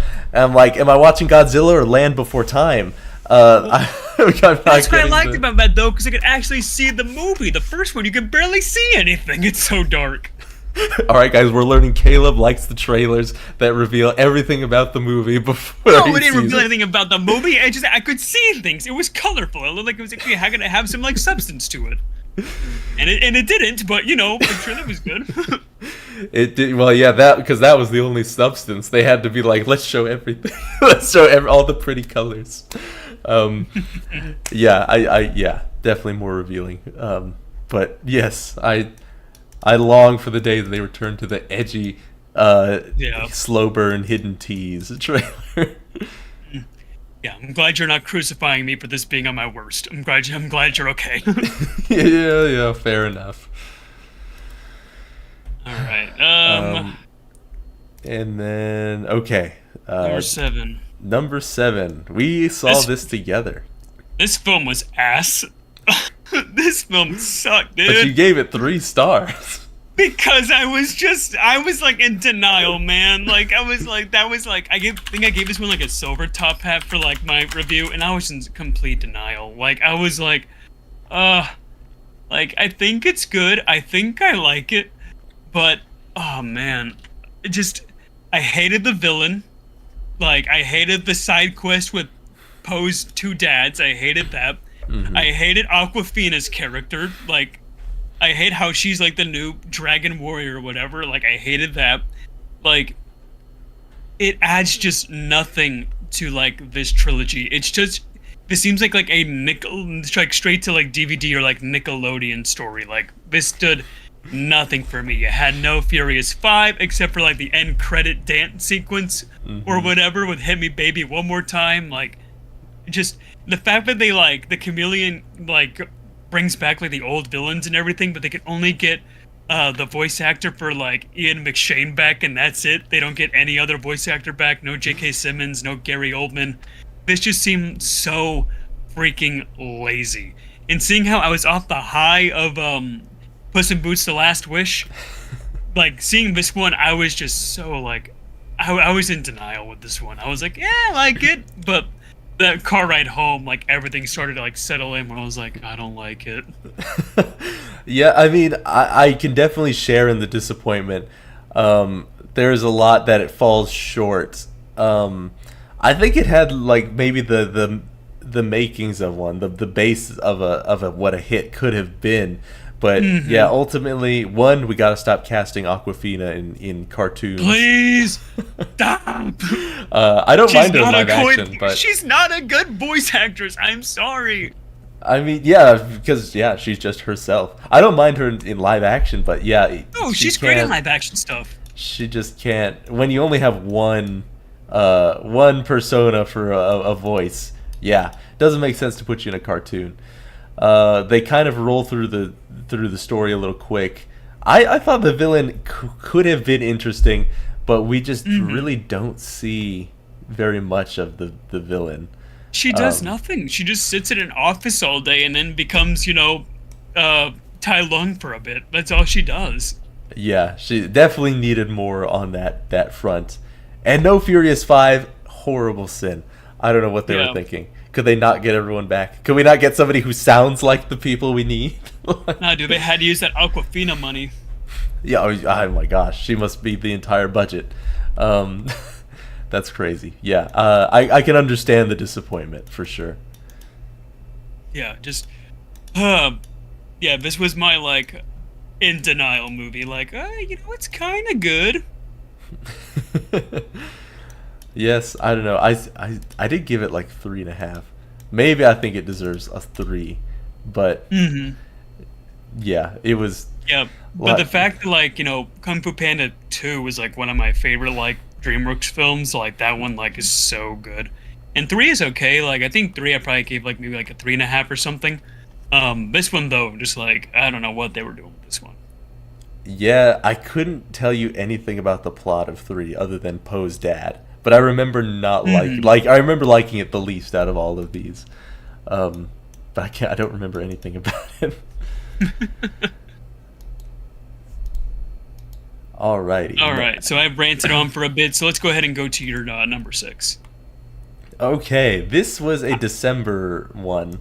Yeah, so I wanted to see this one because it was like produced by Jonah Hill. Or yes, It's- Jonah Hill. It's a lot of Hollywood like SNL comedians that are a part of this production here. Yeah, and this had like that like early like super early 2000s look that like that's not like nostalgic to us because we grew up in that era. So I didn't get to see this one, but man, take it away. Well, yeah, you're right. It's Y2K, so it's New Year's Eve in 1999, and so yeah, I mean it focuses on people who are like teenagers at that time. So a little before us, we were just mere tots at this time, but and maybe that goes into a bit of why I ranking it so low. I think there's probably some references in there that I just wasn't alive for and didn't get. But yeah, essentially they're going to a party, Y2K party, and the big thing is that something actually happens. Now not like all the nukes and stuff go off like they thought was going to happen. But Like machines take over. yes, they get like sentient, and it's so goofy, and it's really, it goes from like what seems like a drama-esque type of teenager maybe coming of age story, and then you just see like a microwave start walking or a CD player like shoot a disc out and impale someone, and I'm like, everyone's freaking out, but like in reality these machines would be so easy to avoid. And you can tell it was like you just walk away because most of the appliances were not well equipped to start killing people. Now, do you think it was kind of made like that on purpose? Like, kind of like, that tongue-in-cheek, like, early 2000s, like, like, comedy-esque style movie? Do you think it was maybe made like that on purpose, or...? I think, gosh, if it was, then I don't know, maybe I must not be a fan of that from that time either. But, but it takes so long. Gosh, it takes... like feels like almost 30 minutes before that actual turning point actually happens, and you're just seeing the kids kind of just go about like a regular day, but I mean, and then what's his face that plays the dude in Deadpool, Fire Fist, guy. that dude? Yes, that guy. Yeah. He's by far like the most engaging, entertaining character in this film. They kill him off in like the first act. Really? Because he's like almost top billing for the actors. They kill him off. Yes, I'm like, what are you doing? Yes, it was so unfortunate. As far as the development of these characters go, fine, good, decent enough. I mean, I'm not a huge complaint about that. It involves some different personalities, different cliques having to come together and kind of work through a dynamic where they previously haven't had to. So that's all interesting enough. It's just the main plot is just so goofy, and not maybe a lot of the references didn't hit or something. But even not many of the jokes could kind of get me to laugh, which I was really hoping for, because I like Kyle Mooney, who's part of the SNL guy who did a decent amount of the writing. He's done some funny movies in the past, but this one just did not quite click with me. I thought it was going to be so funny going in. So after I saw that trailer, but it ultimately did not land. That's disappointing. I'm looking forward to that one. I didn't get to see it because I think I was like busy that week, or like there wasn't really a showing at AMC, the one I would go to. So yeah, well, it's only 90 minutes, so if you do end up seeing it, probably not much loss. It won't be a huge time waster. All right. And I saw. I do not know how this one is not on your worst list. Like I don't know how. This one, Ugh.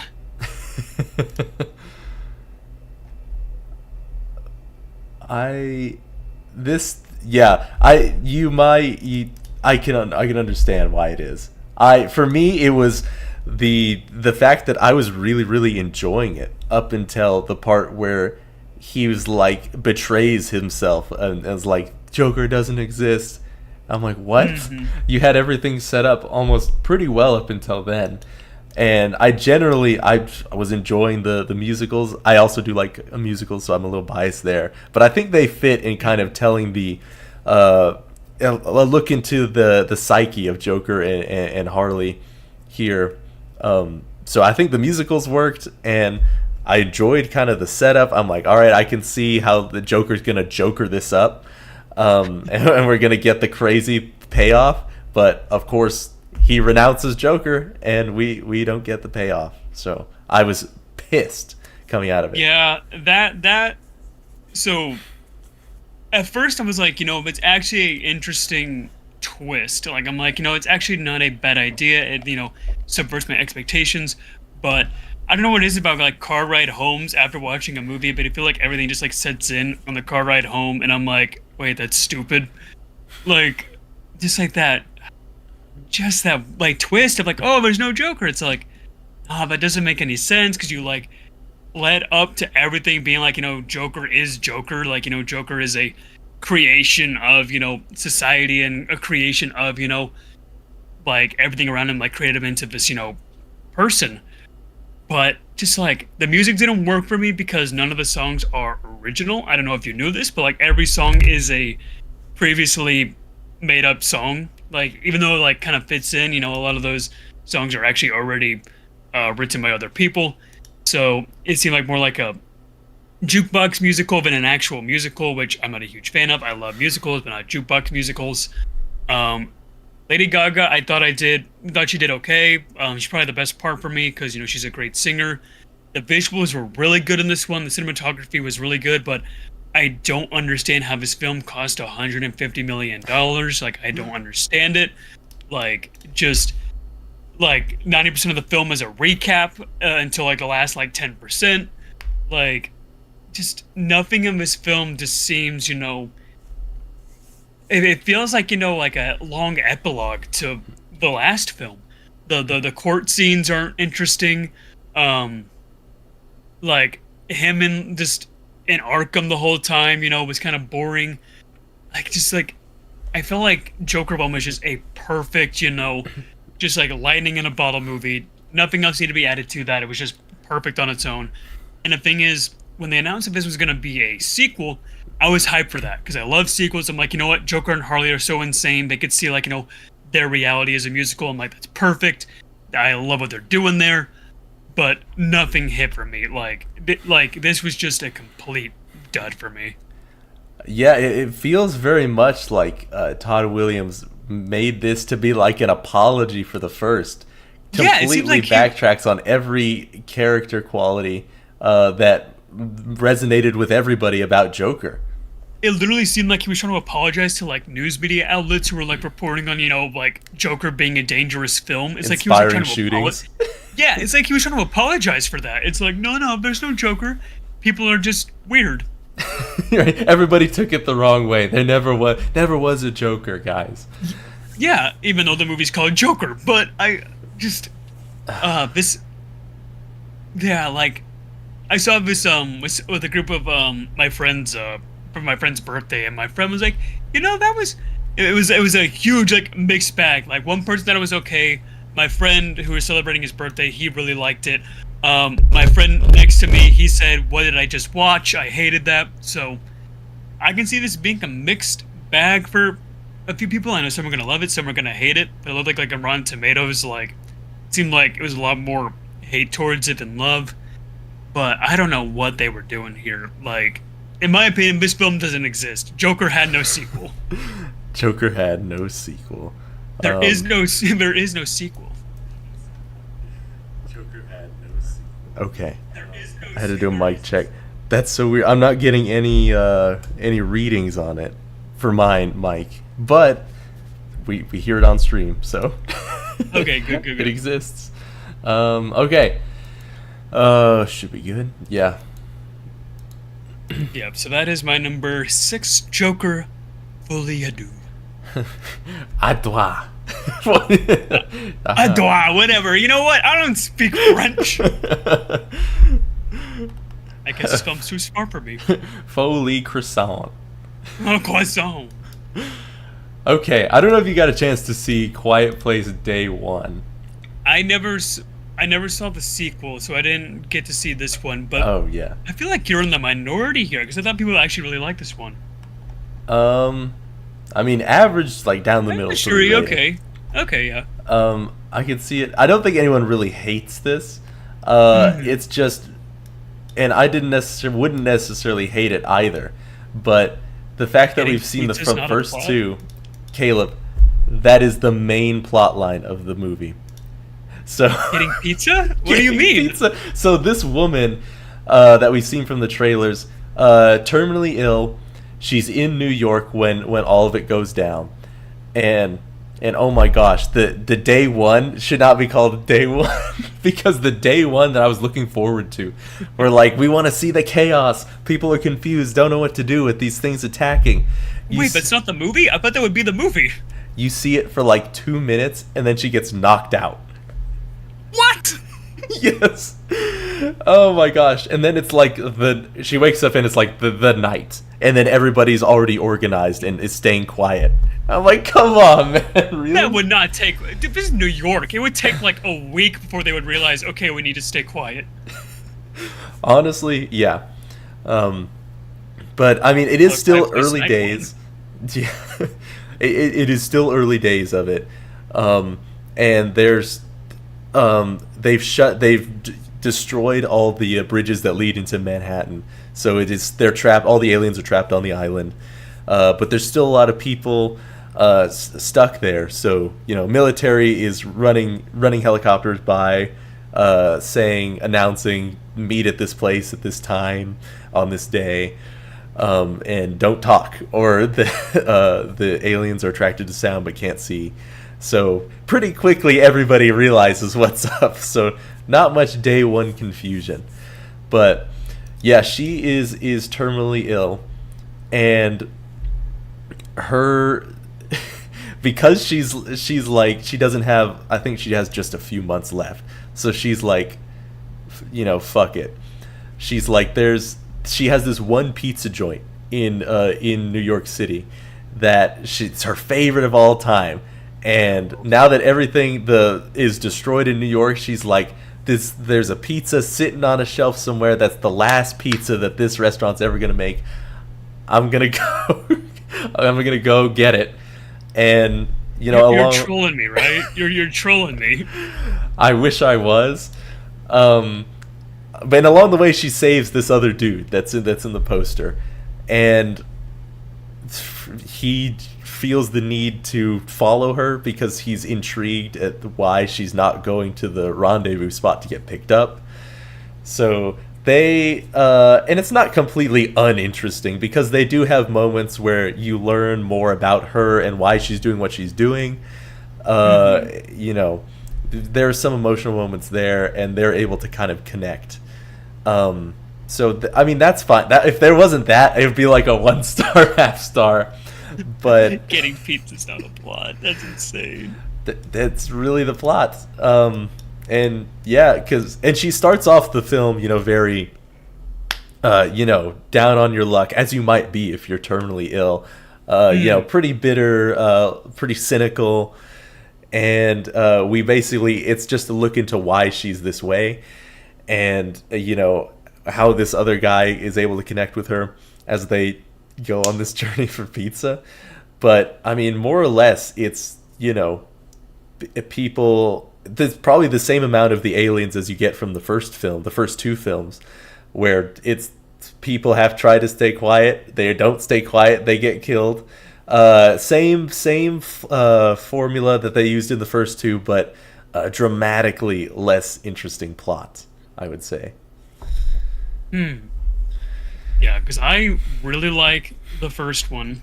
I don't know why I haven't seen the second one yet. I think I just like the first one so much that I kind of want that to be its own standalone thing. Like I don't really have any interest to watch part two. Though I hear part two is actually pretty okay. But man, this one, man, it's disappointing that this one was a letdown. I know, and they had all the, even if the plot couldn't have been as solid as like the first one, if they had actually focused on what the trailer made it seem like it was going to be day one, I think Yeah. it could have been well worth the watch. But Yeah, I it's thought it'd the be same as the like a others. survival thing, like like get to a rendezvous point. They're evacuating everybody. It's the first day, shit's hitting the fan. We got to get out of here. Not, oh, I want to have a slice of pizza before I die. Yeah, for real. Honey, that pizza's gonna be old and crusty. Like, why do you want that? That's true. It does take like a day or two before they get there. So I Day don't one. know. Yeah, day three, essentially. Yeah, I don't know if I'd be. I'm scared to learn if there's gonna be a fourth. At Is this it rate. hinted a fourth one, or is there any ties or like hints from the previous two to this one? Like any like sort of Easter eggs or anything? Oh, not really that I noticed, because since it is a prequel, yeah, we don't see any of John Krasinski. Oh of right, course. oh right, yeah. It's in a different. They're in a different state, so that makes sense. Yeah, and Yeah. we don't know as much about, or they don't know as much about the aliens as they do at the end of the first and second films. So, yeah, it was they had less context to work with, even though the audience already knows a bit more context about the aliens. And even my mom was like, "We didn't learn anything about the aliens." I'm like, "Well, I wish we did, because I feel like that this would have been the perfect opportunity to add that context, that day one context, because we have more than just I wish we would have seen some of the behind the scenes military stuff. That could have been really cool, really interesting. Yeah. But they just The omitted trailer it. made it seem like that's what it was gonna be. I know, yeah. So it probably rated it a little lower just because of my sheer disappointment, but it's I definitely the will weakest of the three. I will say the only reason why I was excited for this movie to come out is for the trailer to stop playing in the theater, because every movie I saw had this trailer playing. Every single time without fail, I would see the trailer for this, and I'm like, please, can this movie come out? So I would stop seeing this trailer, because they started showing the trailer for this film like in like March. So it was like from March to November they were showing the trailer for this. I've definitely had a few movies that are like that. For me, it was, I'll never forget, it was back in like, when did Dunkirk come out? Like 2015 or something? Oh yeah, the 2018. Yeah, for whatever reason, every movie I would go see, you'd hear that loud, that old timey plane, the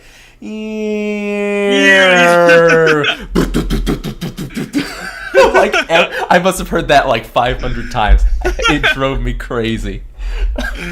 Oh man. But I like the movie, so I made up for All it. right. All right, my number 5 is September 5. Really? I was so excited. I was so mad that I didn't get to see this. I kid you not. The trailer had me hyped for this. I was like, oh my god, this looks so cool. Like, there is some, like, a bit of a political controversy for this side, like, but it had nothing to do with my rating for the film. I did have, like, a little thing in there in my review about the political controversy. But it looked like it was be such a cool, like, kind of like Civil War, where it's like a POV of like a newscast taking over this story. So what it is, it's about like I forget the exact year, but it's on September 5th during the 1972. there it is, during the Olympics in I forget where it's, it might just say it in the Yes, in American Israel. Broadcasting Team. The Israel it's in Munich Israel. Olympics involving Israel Yeah, athletes. it's in Israel. So it's in Israel, and it's about how these Palestinian people have taken these Israeli Olympians hostage, and they're like demanding that Israel releases a bunch of Palestinian hostages. So it's a huge, like, hostage, kind of like Fargo in a way, where it's like, a hostage situation kind of movie. And this one is like very in focus of the newscast, but this is the most like 1980s like HBO, like straight to DVD, like bored out of your mind kind of movie. The only thing that really does it for me is when there are a couple of tense moments where like the newscast doesn't know if they should be showing what's about to happen like on the air. There's some really cool moments about that, and just seeing like very vintage stuff too, because it shows like actual like footage of like the hostage situation that took place. So they have like a lot of like respect for like the analog footage and everything. So that stuff was really cool. Like a lot of detail went into the cinematography and production and everything, but just the way how the story is told is just so generic. You don't care about any of the characters. You don't care about the story really. And this is like the most like tug your collar kind of movie for what's happening like right now in our real world. So like I kind of just felt a little gross watching this, because I was like, what's going on between Israel and Palestine? Like I don't really feel comfortable watching this movie. But that really had nothing to do with my rating for it, because I don't really like to think of politics bothering my rating for movies, because, you know, politics is politics and whatever. Yeah. But this was just such a letdown. The trailer was so good. Like, this was like one of the best trailers I've seen for a movie like this year, and it was just a letdown. You might like it, but for me, I was like, it wasn't for me. It was just like such a straight to DVD, like, real story kind of movie. Okay, yeah, I definitely would have that kind of bias. That's part of what hooked me out. Like, I want to see how they cover this out. It was like the stuff revolving around them being like, you know, using the vintage footage and everything, and like actually like splitting in like the actors into like these footages to make it seem like, you know, a bit more real. And a lot of the actors do look like the real people. Like all the attention to detail is there. Don't get me wrong. Like a lot of heart went into it, but as a whole, like it just wasn't for me. The story was just so like just nothing. Yeah, I know. I mean, you can't really add anything new to a story based off a real event, but it was just, God, just a letdown. Yeah, that I had really wanted to see it, but it was only in the theaters for like a week, I think. Yeah, that's the thing. So I saw it because I went to one of those. I don't know if you know what an AMC Screen Unseen is, but it's like when they like show a movie that hasn't been released yet to the audience. And this was the movie that they showed, and I was like, when they showed the opening, I was like, oh my God, yes, it's this movie! I'm so excited, and I just left so disappointed. I was like, no. Now, I mean, the film does have average 3.5, with the majority rating being 4 stars. And I don't know what the RT is. I guess I'm in the minority for it. I know it's got great reviews on Rotten Tomatoes, though. It's got really good reviews. But for me, it was just 90? Audience what? And critics. Like, oh, you're out of your mind. What? That is interesting. I really want to see it now. That's crazy. If this film is nominated for Best Picture, I'm going to lose it. This seems like a filler in for Best Picture. Yeah. The acting's good, just, I don't know. I guess in a way, with stuff that's happening right now, I just like that also kind of made me just feel like, you know, maybe now is not the time and place to watch this kind of movie, but at the same time, I'm like, you know, this is a real world event, you know, we shouldn't like hide our history. But, oh man, it wasn't for me. Yeah, you might like it, but it wasn't for me. Was it I'm hoping at least doesn't try to like lean to a side or something like that. It leans to a side. It really leans to a side. That's the other thing for me. I mean, it really leans. Okay, that might leave a bad taste in my mouth. We will see whenever it comes out on streaming. I forgot Madam Web was this year. That should be in here. I did see it. Do you want to put it on the list real quick? Put it on the list. How do I add stuff in? Edit list, I guess, or like go to Madam Web on Letterboxd. Yeah, that's probably it. Last minute adjustments. No Craven though.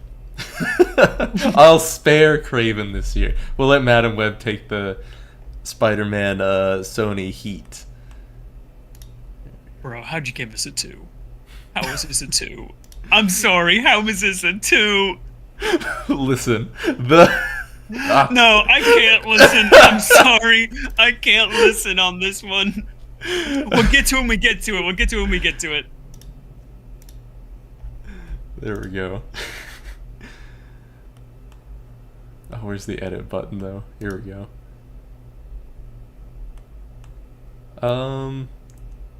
What did I put? You know, I genuinely hated these other more, so I will say I'll leave it at 4. Okay. All right. Okay. What number were we on? 5. You did 5. Okay, it's my 5 now, right? Mm-hmm. Venom. Venom. Gotta go get him, Venom. Did you end up seeing this? No, I didn't see this. I haven't seen 2 either. Oh, I haven't seen 2. 2 is honestly probably my favorite, but I think I'm in the minority on whether it's good. What do you mean a Ted Lasso movie? Okay, it's hilarious. There's 2 Ted Lasso actors in this. Like, it's a Ted Lasso movie, essentially. Oh, okay. Yeah, but complete departure, I would say, from the first 2. A lot like Quiet Place Day One. They totally, like, the first 2, you know, like them or hate them, they had a story. This, I actually like the first one. I mean, the first one's actually pretty entertaining. yeah, I enjoyed the first one as well. I enjoyed the first 2. I know they get a lot of hate, but I still enjoyed them. I think there's something there. This, it's like off the walls, wacky, super contrived, like Saturday morning cartoon type of plot. We do finally get like what happens after that big Venom tease that they did before Endgame. Before No Way Home, you mean?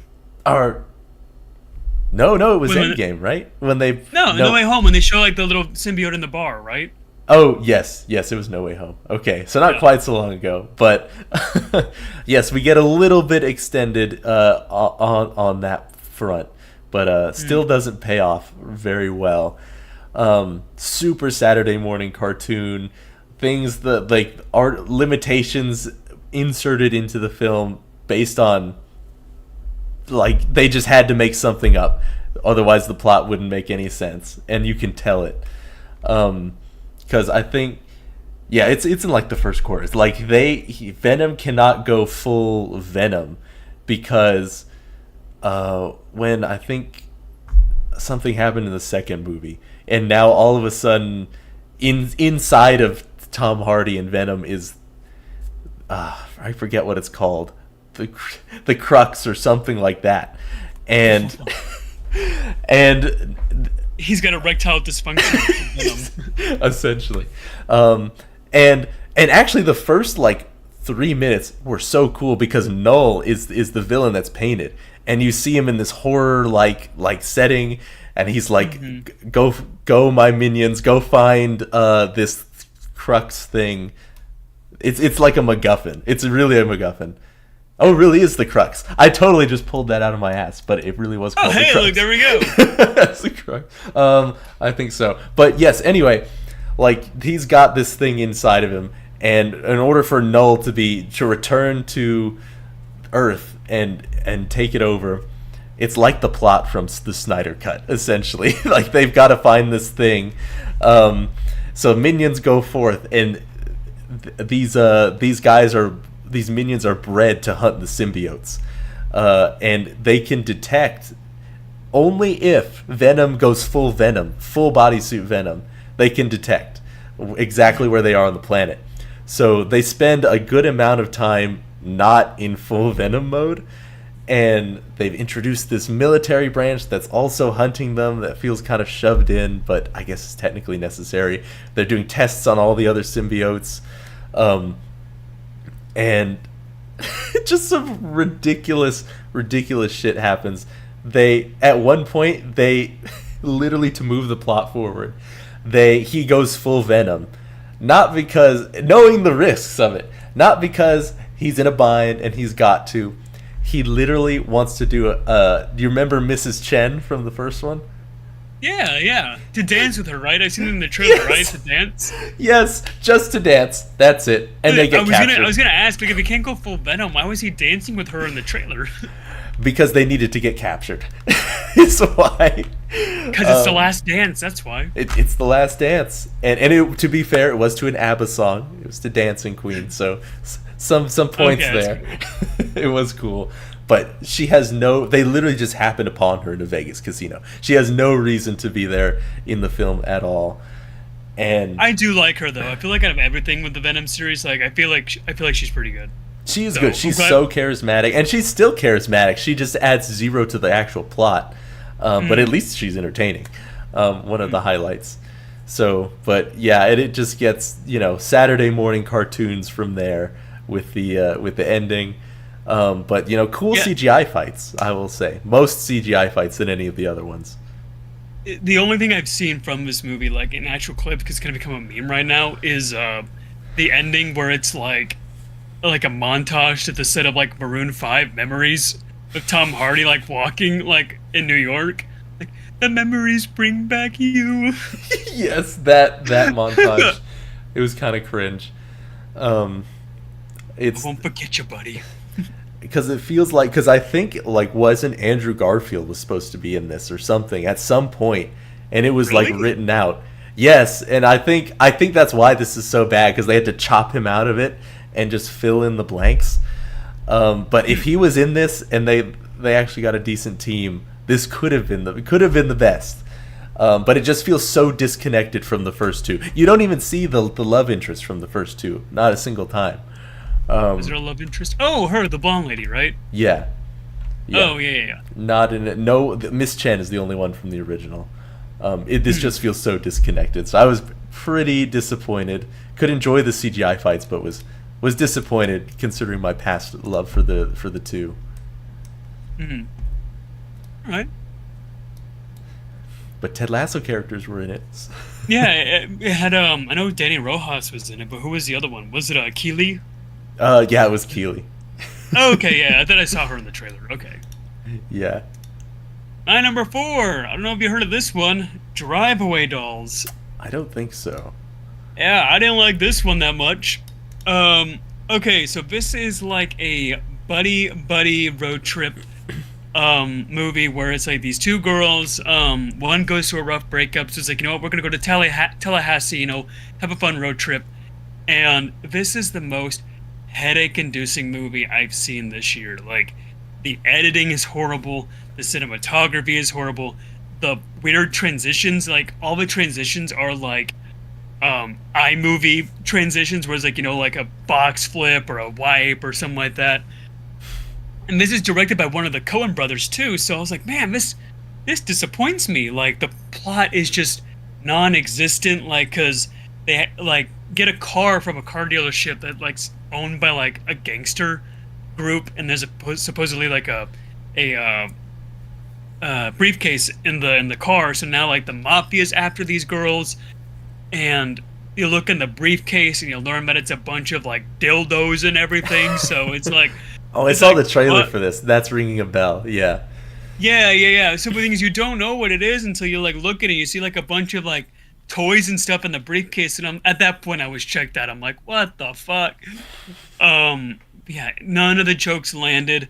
Oh. Margot Qualley's in it, and I love her, so she was good in it. But yeah, this one was just annoying. I was really hyped to see it too, because I was like, man, this looks pretty fun. A fun like road trip movie. Like, I like Margaret Qualley, so I know I like her quite a bit. I do like the Coen brothers, But man, this one was just headache inducing.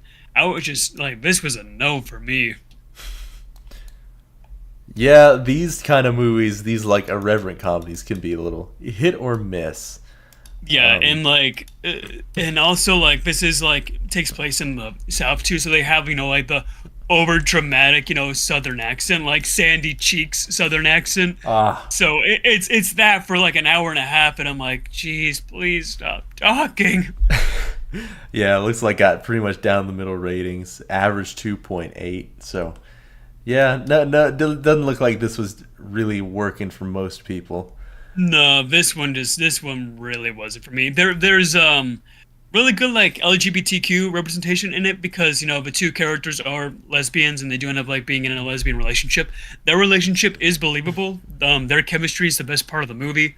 But that's like the only thing that's like kind of holding it together is the two main characters' chemistry. Okay. Does it And there's really a have Matt Damon's dick? Yeah, because he does like a mold for his dick, and so he has a dick for like one of the dildos in the briefcase. I've got to see this. 5 stars. Oh my Number God, one no. film. I got to No. see it now. Yeah, no, this one like man, and also there's a really weird cameo by Miley Cyrus. And that's all I'll say. There's a weird cameo with her in it. Oh boy, yeah, you're making me want to see it, Caleb. Hey, you can watch it if you want, but you're gonna get a headache. I mean, Maybe I'll just skip to the Matt Damon's penis part. Yes. So yeah, my number 4, and this is probably the worst one that I saw in theater that actually released in theaters. yeah, let's talk about this. We got to talk about this one. Half star. Woo! Half, dude. Half. This is ass. You wrote This so is, much. This is actual ass, dude. Okay, but hear me out. Sydney Sweeney. She can't save this. If I'm watching a movie for Sydney Sweeney, I'm watching Euphoria. I'm not watching this. Oh my gosh. Dude, this is not a movie. It's not a movie. Like, oh my god. Like, the editing, atrocious. The ADR, atrocious. The plot, non-existent. Like, the random part where they randomly teach each other CPR for some reason. The Pepsi advertisements. Like, dude, this is like a with your friends drunk kind of movie. This is horrible. But it had Uncle Ben, Caleb.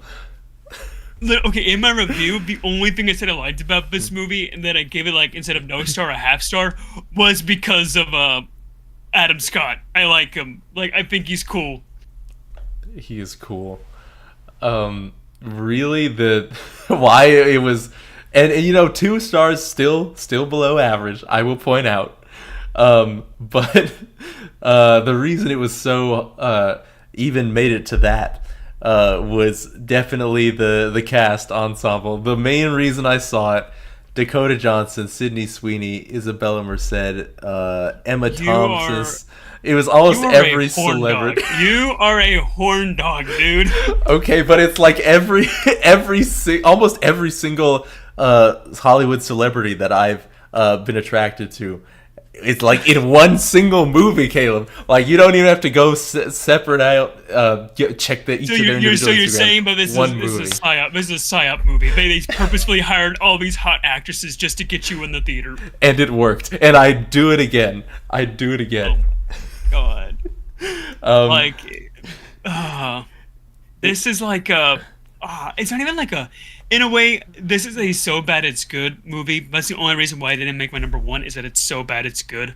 But just like the editing and ADR and just like how like there's a plot point where like I forget her name. Is it Cassie? Madam Web's character, is it Cassie or something like that? I forget. Either way, Madam Web steals a taxi to go to her apartment, just to steal an ambulance, just to steal a taxi again to go to like wherever, like the Bahamas for like a little bit to find spiders or whatever, or the Sahara or wherever she goes. I don't remember.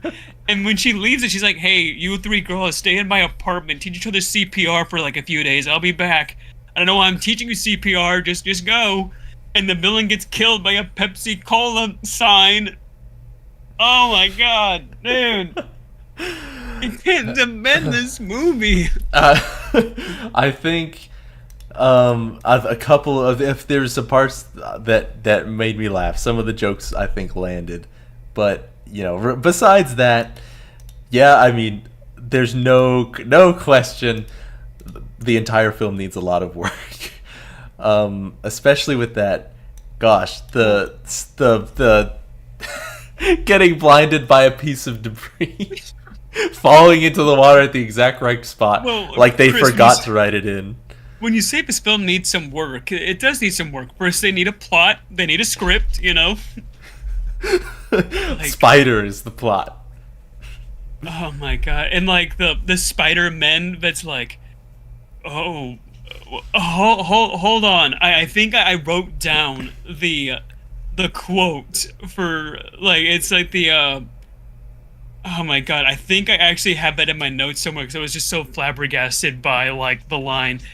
It's What, you've never been shot in Queens before? Oh, no. Oh, there it is. Instead of great power comes great responsibility. It's like, when you take on responsibility, great power will come. Bro, Mad libs it. dude, he literally mad-libbed it. Like they didn't own the rights to the line for some reason. Yeah, like, oh my god. It's like, this isn't a movie. Like, I don't know, like, there's no way Craven's worse than this. Like, there's no way. Oh no, it's like, it's not. It's way better than this. Okay, like, yeah, don't worry. Like, I just want to, because the thing is, okay, so you know how Nicholas is like the most like, it was alright kind of guy. Like, he'll defend any movie that comes out, no matter how bad it is. With superheroes, yeah. Yes, this will be his litmus test to see if he really can defend this. If he watches this and defends it, he has no right to judge any movie ever again. I would have watched it with him so bad. So do I, dude. I want to watch it so bad with him. Oh, that's definitely a night. We'll stream it. We'll stream it. We have to. It's, oh my god, like this was like the start of the year in February. Like, this was like the, oh no, this film's gonna like, I mean, this is like the start of like the horrible year of cinema this year. This is gonna be terrible. But luckily, it was a good year. It was a good year, thank God. Yeah. Yeah, definitely needs a lot of work. But I would see a sequel. I'm ready for it. I'm ready. If it has all these same characters. You disappoint me. Opening night. You can count me in. What sucks, I would see it opening night too, just to see it. Just to see it. Yes. But I have a bigger rant later on that I have to talk about, but we'll get to that when we get to that. Oh boy. All right. Number 3, Argyle. I did not see this movie purely because I saw all the bad reviews, but normally the A-list actors would attract me to it. So this is, I was only excited for this film because it was directed by the guy that made Kingsman. And I love Kingsman. I don't really like the sequels, but I love Kingsman. So I was like, maybe he'll come back with this one. Maybe this will be pretty good.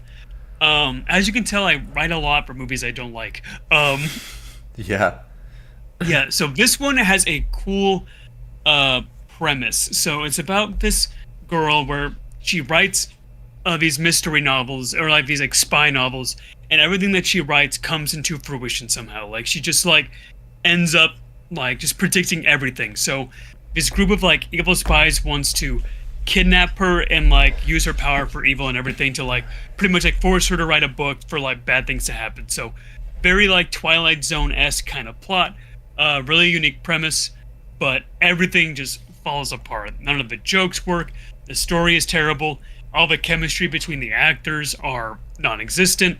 The action is non-existent. There's action, but it's horribly choreographed and shot. Like, this one was a huge letdown for me.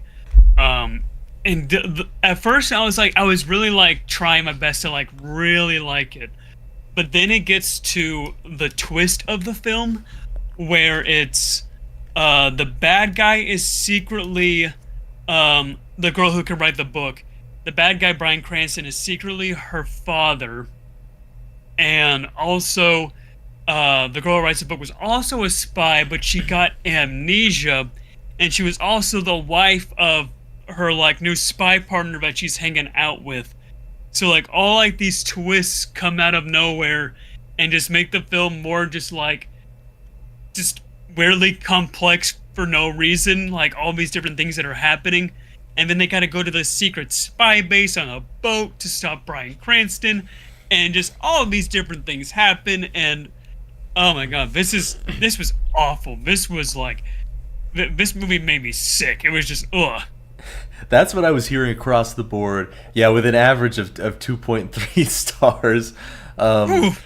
I normally like all these A-list actors. I'd be like, sign me up, but I'm just like, I don't have the time to watch a real stinker like this. This probably would have made my worst list as well had I actually sat down Yeah. and watched it. So And it's filled with just spy like gobbledygook, like how spies are like, just say like a random thing, and it just try to make the audience believe it. It's like, oh, it's spy logic, like just trust spy logic. It's hack the filled. mainframe. It's literally, it's hack the mainframe for the entire film. Like they're like playing chess in one scene. It's like, hey, let's try and like imagine where the spies would go in this location, and then they just do, and they guess it perfectly, and then they just go to the location. It's like, how'd you know that? It's like, it's us. It's what spies do. We know where to go. It's just like, shut up. You don't Eight-year-olds know wrote anything. it. Like, Oh my gosh. and Henry Cavill is barely in it, and they give him the worst haircut I've ever seen him. They give him like high school Caleb buzz cut hair, but that's what they give him. Oh. Like, um, like it's so bad. And Sam Rockwell is in it. He's trying his damnedest to work with the script. He's the partner with Bryce Dallas Howard's character, so they were like both like secretly married, but he couldn't tell her that they were married because then it would activate this thing in her brain that would make her brain explode because of her amnesia or something like that. I don't remember. And there's a terrible CGI cat in the movie. Like, this movie screams like early like 2003 like spy comedy movie. And isn't it like 3 hours or something? It's like 2.5 hours long. Yeah, I did not have the time for that. No, and what pissed me. Okay, look, I'm never mad at someone enjoying a film. Like, I like joke about like what you like in Madam Web. I'm like, well, there's no way. There was like two friends that sat in front of me, and they were like cheering and clapping through every scene, and they were like, "You go, girl!" Like every like scene, and I'm like, I'm about to like jump over the seat and hit you both. Like this, like stop cheering for every scene. This film is terrible. It sounds like it was made for wine moms for sure. Dude, like literally like wine book club moms is what this was made for. It must be. I don't know how so many A-list actors managed to sign on to it. Well, probably like Matthew. Is it Matthew Vaughn that wrote this? Yeah, I think that's his name, Matthew Vaughn. Like he's just really apparently like a really nice guy in Hollywood, and like everyone loves to work with him. He's a really nice director and everything. So he's a nice guy. That's how he gets all these actors apparently.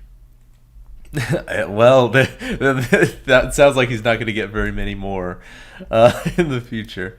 No, Argyle was just ugh. Not, and that was in February too. February was a really bad year for movies. Yes, the whole year of February was so bad. It felt like a year. Yeah, it felt like a year. A bad month for movies. A bad month for movies. Yep. That actually plays in pretty well to my number 3, The Union. This was a Netflix original, also spy. This one might be worse. It doesn't have the A-list actors that Argyle had. But yeah, of course, worst crime. They give Halle Berry the worst haircut I've ever seen. Just like Henry Cavill. I mean, they gave him the worst haircut. Yes, spy movies and bad haircuts are the theme of this that's year. Halle Berry. What they do to her? They destroyed her.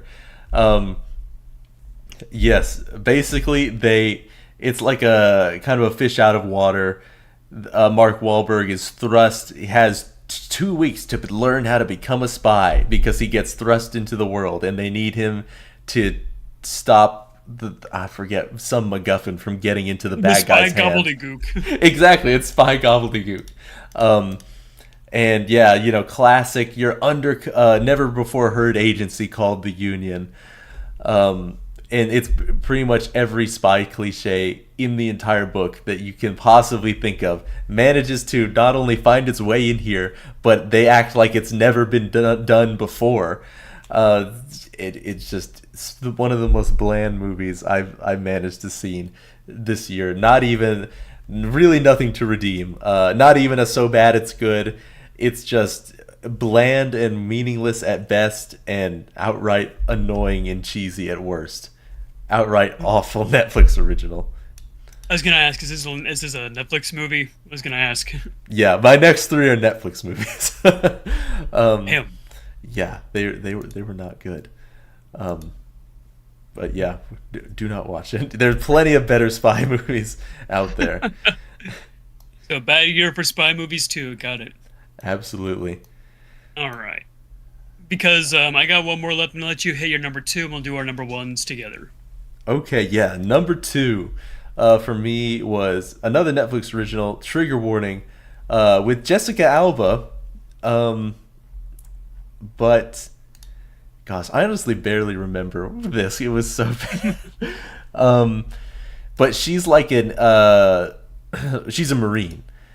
And her father, back in her hometown, I think gets involved. It's not that he gets involved with cartels. It's the cartels want his land or something. And they're in bed with the mayor of the town. And she just... It was advertised as really a really cool like action thriller. That's what I thought it was going to be. But honestly, it was so unmemorable. I can barely remember the plot, the plot at all. I just remember, yeah, Jessica Alba is like always getting her ass beat, even though she's a highly trained Marine. Gets her ass handed to her. Yeah, I'm honestly not even worth remembering what the plot was. It looks like like when you go to Walmart and you see like the $5 DVD bin. It looks like something you would find out of that. It probably is. Yeah, my disappointment was immeasurable, as you might say. Yeah, all around huge disappointment.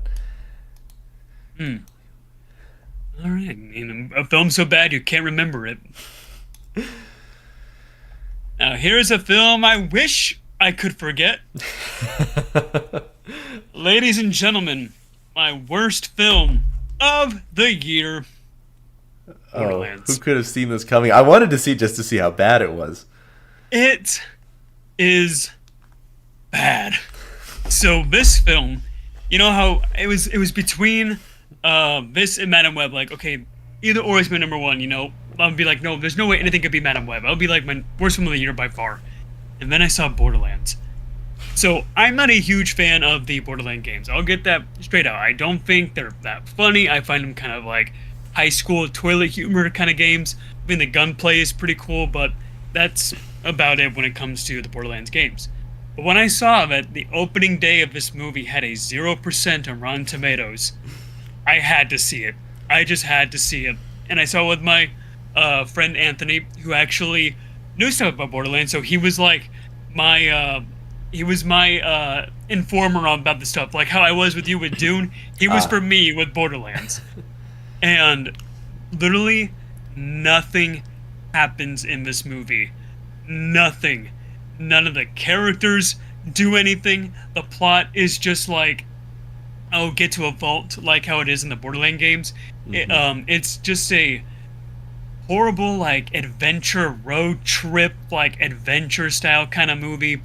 Kevin Hart gets probably like 5 lines of dialogue in the movie. He has nothing to do. Kate Blanchett looks like she wants to just, walk off set every time and drink. I have no idea why. God, what's her name? Jamie Lee Curtis in this movie? Like, 1.5.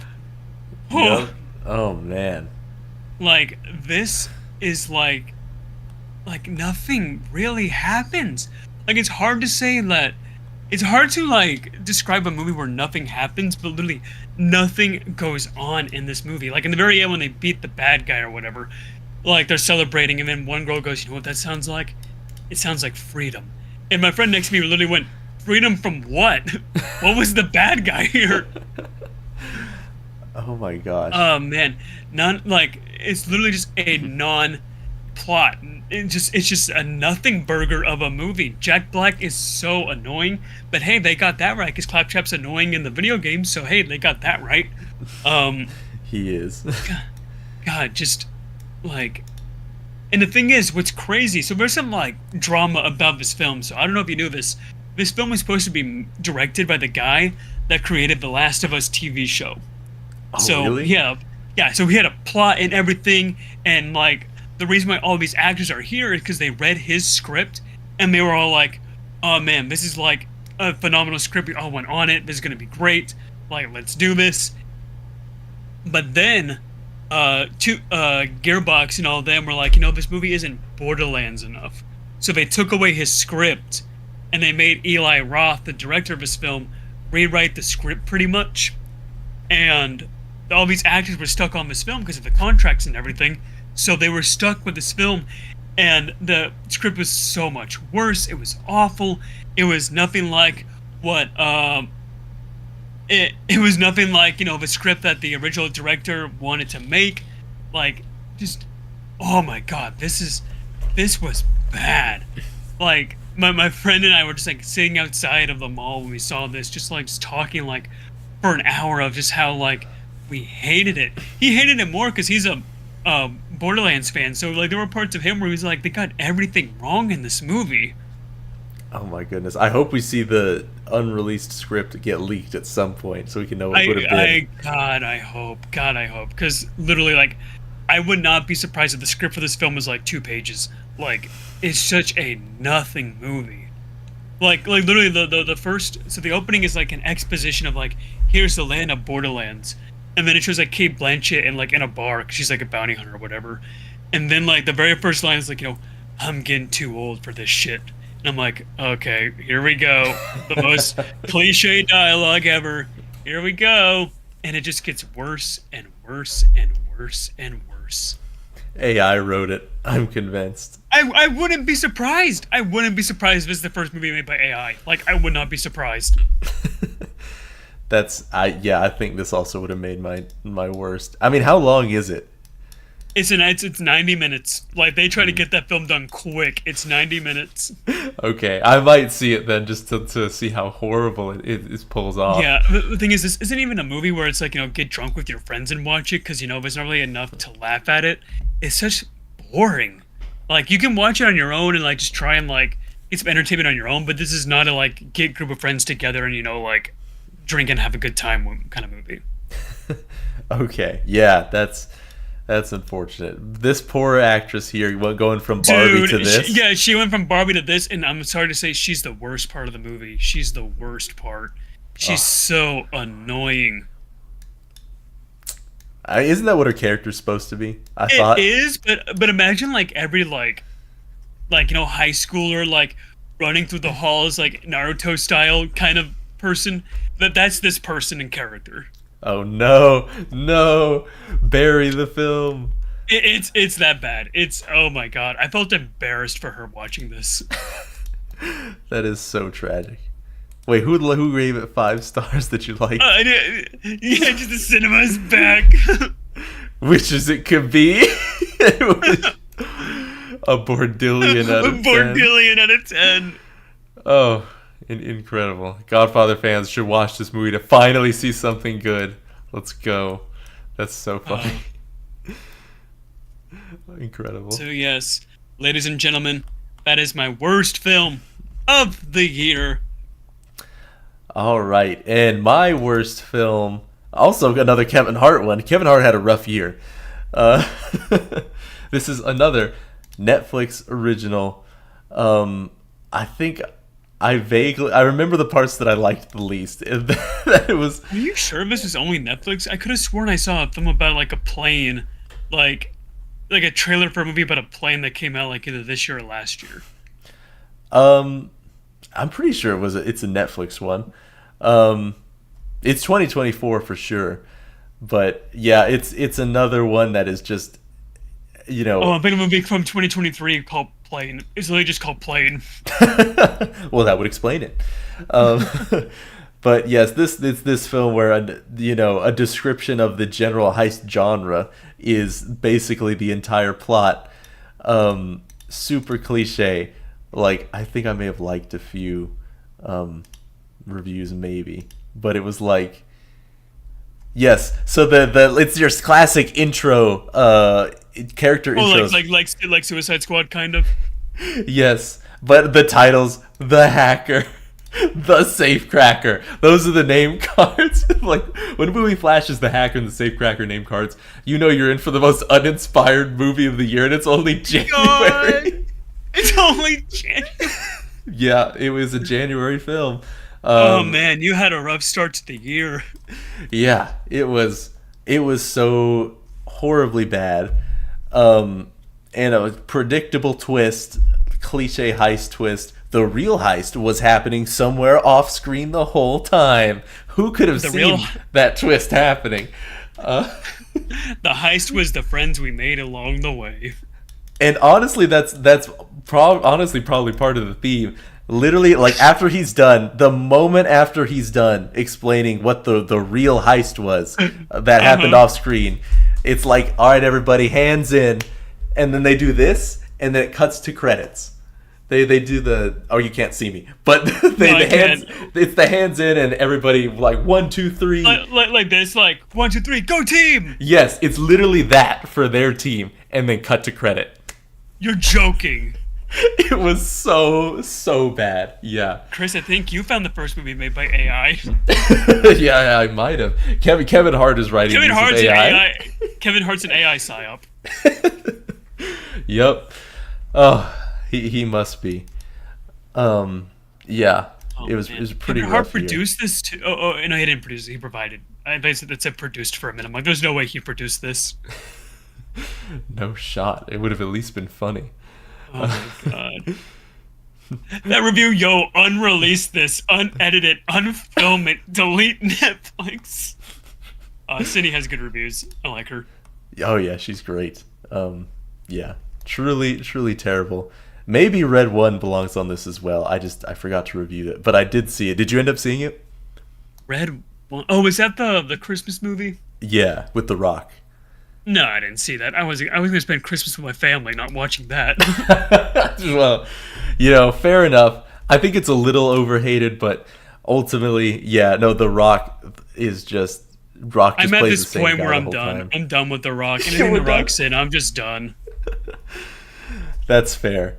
They could have saved it if they had made it like kid friendly, but it was like made for kind of adults. They're out here saying like dick and shit, like cursing up a storm. I was like, who is this for? It's like Sonic 3. Oh, Sonic 3. Yes. Oh man. Let's see. All right. And then I think last year we kind of have each our own unique list where I would show off my favorite of the year, and you had some other third list. I had it anticipated of next year, which I don't really have anticipated right now because there aren't really anything that's like coming out per se that I know about. But I just kind of like that, like best films of 2024 list. It was pretty much like all the good movies I saw that year, and I had to condense it down to 10. Okay. All right, then I guess it's just me with the the final third list. These list is completely irrespective of the plot, purely my entertainment. The films I love despite the plot. And we covered quite a bit of these actually, so hopefully this won't take too terribly long. Yeah, some of these I've also seen, so I can like pitch into. Yes, and yes, Sonic 3, hands down, my favorite of the series. I hated the first one, despised it. I think one's okay. I don't like it that much, but I think it's okay. Yeah, I think it didn't. It just didn't. The plot was so basic, and there wasn't very much lore. So when I got to like Sonic 2 and 3, I'm like, there's actual lore. I'm like, okay, I'm interested in it, and I think they did the best job here. But I confess, I'm not big on the Sonic lore at all. In fact, anytime I play a Sonic game, I skip the cutscenes. I'm just like, get me to the running, going fast platforming. But here, the lore really hooked me in. Okay, lock in, because now I can like unleash my Sonic autism for a bit. I adore Sonic. Sonic has been like one of my favorite game series since I was a kid. And Sonic 1 I thought, was okay. Sonic 2 I really enjoyed. Like the one I want. This one I felt like I was rising to heaven. Like this was just peak. this would like based on like just like entertainment value alone, this would be like top 5. Like just the action sequences at the very end felt like a freaking Dragon Ball fight. They were so cool. Just like everything between Gerald Robotnik and Eggman was freaking awesome. Gerald Robotnik's death in the movie is the funniest thing I've seen this year. It was so fucking funny. It was. When Sonic and Shadow are going up and like that song where the guitar riff is playing, I'm like, both Nicholas and I were next to each other and we looked at each other like dude, it's happening. So good. And it has the funniest joke of the year when Eggman and Gerald get captured, and Eggman's like, "Can you believe this?" And Gerald goes, "I know, a woman in the military." That was so funny. I'm like, there's no way they got that. They got away with that. I don't know how they got away with that, but just hearing a Sonic character just say that is just the funniest thing ever. I think pacing-wise, 2 has better pacing, but this one just got everything between the friendship between Sonic, Knuckles, and Tails, Shadow's backstory with Maria, which is Maria. If you don't know, that is like Shadow's like the fan favorite Sonic character because of his backstory. Like he has the most fleshed out backstory. He's the most fleshed out Sonic character. So the director really wanted to like bring justice to the character, and they knocked it out of the park. Like they did such a good job between him and Maria. Yeah, I didn't see that coming at all. I'm like, I want to play whatever games Shadow and Maria are in. Yeah, dude. Oh, okay, so there's like Shadow the Hedgehog, and there's a new one, Shadow X Sonic Generations, which is like a remaster of Sonic Generations. That one's really good. If you want to know more Shadow stuff, play that game. Okay. Yeah. I also watched this movie with some Sonic friends. They told me they would have rather had. They're talking about a bio lizard. They would rather seen that. I don't know anything about that, but that's what they were really wanting. In Sonic Adventure 2, which is what this one is like heavily inspired by, because it's the first game with Shadow in it. One of like the big like bads, like that like laser cannon in Sonic 3. So there's that, but also it's like being like controlled by like this giant like huge giant like ginormous dinosaur lizard thing that was a creation that kind of led to the creation of Shadow.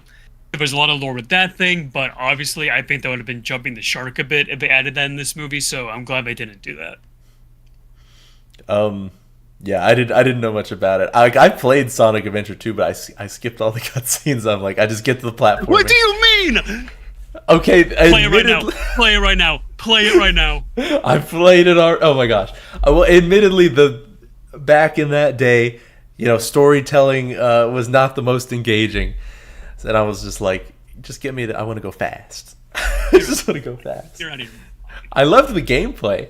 Sonic Adventure 2 was peak fiction for me as a child. I was like, dude, this is what storytelling's all about.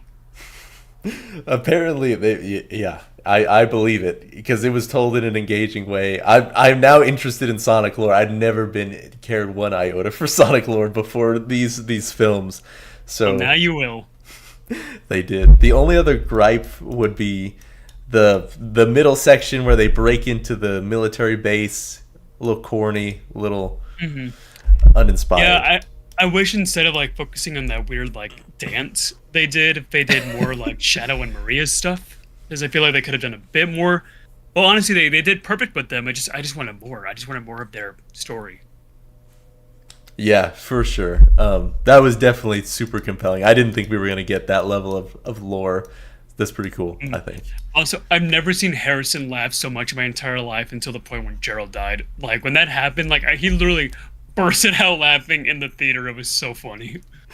Oh, I can see it. Yeah, that was really funny. Our theater was laughing, too. Yeah. My Avengers. Yes. We already went over Robot, Old Ass we talked about. Incoming, okay. You almost definitely didn't see this. This is a Netflix original. And it is definitely like a niche niche audience because it's like those irreverent comedies, and my sense of humor is like a sixth grader. So like it's like Super Bad and Good Boys, movies like that. Exactly. Now it's not as it doesn't rise to the heights of those two, but what's the average rating on this one? This got, I think it was pretty mid. Yeah. Most of the ratings. God. It's split between, so more people rated it 3 stars than any other rating, but split with the average, it comes in the middle at 2.2. Yeah, I mean, if you're judging it all, on plot and stuff alone, really a majority of my rating has to do with that it was just so damn funny, and almost all the jokes landed with me. I was laughing out loud a lot. Is this kind of like a Project X kind of movie? Like a house party kind of movie? Yeah, you can say that. There's a bit more than just a house party, but yeah, it's classic tale, kind of outcast guy tries to get with girl out of his league, and manifests in this party. But we get a decent explanation of characterization of both the guy and his love interest, and how they've kind of been, despite that they're maybe from some different cliques, they have a really good bond. So that is explored a bit in the beginning, gives good pretense for him to want to go ask out this woman, this girl, and you get some good bonding moments between the pair of friends here, and the main character and his sister, who's best friends with the main character's love interest. And yeah, again, the jokes, they're so funny. That's 100% my sense of humor. So the second it was over, I'm like, yeah, I can't give this like best, but this is definitely one of my favorites of the year. And Chris, you can open up my best films of 2024 list. I probably have some stuff in there, but I can talk about that. Probably has it on your thing. Okay. But we can keep on going with your list, though. Talk about some stuff on your list too. Alrighty. And then you and I both saw this for sure. Yeah, but it's on my enjoyable ones. Yeah, definitely. Yeah, some unrealistic parts in it for sure, but I thought it was really cool. I like movies like this, and it, except for, of course, Terry riding the bike in the middle of the road. I need to listen to garbage music. So I'm like, I would have pit maneuvered his ass too. I would have hit and run. Man. Or the fact that he somehow rode his bike at the same speed as a moving bus to talk to his brother. Oh, well, did you see this man's thighs though? Whew. I mean, he can do it. If anyone can do it, he can do it. So I'm curious what you thought about the ending, because the ending is kind of, it doesn't really give you a finished conclusion. So what do you think of the ending for this one? I do hate ambiguous endings, but I think it concluded enough for my taste. It did abruptly end, but I mean, we more or less we kind of get what happens. They don't necessarily need to say everything, and we for sure know that a lot of people in this police department are going to go to jail. So if they left that part unanswered, I would have been like, hold up. But I mean, we mostly do. I think it was fine enough, although I would have liked maybe a couple minutes longer to tie up some loose ends. Yeah, honestly, I think I would have enjoyed this film more, but this is more on a Netflix part, is that Netflix kept on crashing when we were trying to watch this. I don't know what it was with our internet or something, but we had to pause the movie and finish it the next day because it just kept on freezing the whole night. Oh no, it's the Jake Paul fight all over. Oh my god. That should be on the worst of your list. Yeah, that'll be on our worst movie of 2024. I didn't watch it, so I'm happy about that. Yeah, no, that was interesting. Disaster. I think I have a few on here that you haven't seen. Did you ever go and see Hitman? So I saw part of it because my grandma, she was in town and she was watching it. I saw the last hour or so. Okay, I the got- last hour. I got like the gist of it, and I saw like the really cool scene where they're talking and arguing, but like on the phone, and he's like giving her like a script to read off the phone. I saw that part. That part was pretty cool. This was entertaining from what I saw. I do want to like actually sit down and watch the whole thing though. Yeah, no, for sure. If nothing, this was this was entertaining at the very least. Nothing if not entertaining. Yeah, and Glenn Powell is of course an incredible actor, and he's kind of been wasted on some trash flicks. I never saw Twister 2, which I was wanted alright. to. I think my review of Twisters is just like two insanely hot people chasing tornadoes. What more could you ask for? Oh, of course. But yeah, would recommend. This was actually, it would actually be worth putting on. Okay. Putting some attention into. Yeah, even though I know the ending and everything, from what I saw, I enjoyed it. Yeah, no, it was cool. Yeah. And then of course Ricky Stenicki. Okay, I heard this one was actually really good. I didn't see it, but I heard it was really good. Who could have seen this coming? Definitely not me. It is so damn funny. I'm usually not a fan of John Cena's acting, but I think he pulls it off in comedies. I think that's probably the one kind of movie he can do.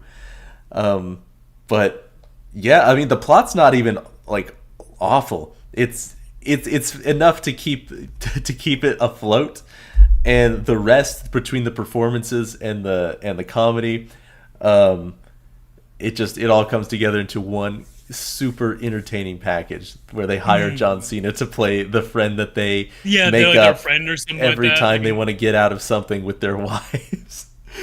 And yeah, the hijinks actually pay off, even though it sounds like a wacky premise. Yeah, no, I think Harrison told me that he saw it, and he was like, "Yeah, it was actually really funny." I'm like, "Wait, you liked it? Oh, this must be really good then." Yeah, that's kind of why I saw it. I don't think I'd even seen the advertisement for it. So until then I went and watched the trailer. I'm like, I gotta see it. Yeah, I saw the trailer for it, and it didn't sell me, but then I heard better things about it. Yeah, definitely an Amazon original. Would definitely highly recommend. All right. And you didn't see, well, how many do you? Yeah, I mean, you can go with one if you want. Okay, Sure. yeah. Which one? Yeah, we can want? just like start off with like I want to talk about Conclave. I want to talk about Conclave for a bit. Okay, I really wanted to see this one. I just ran out of time.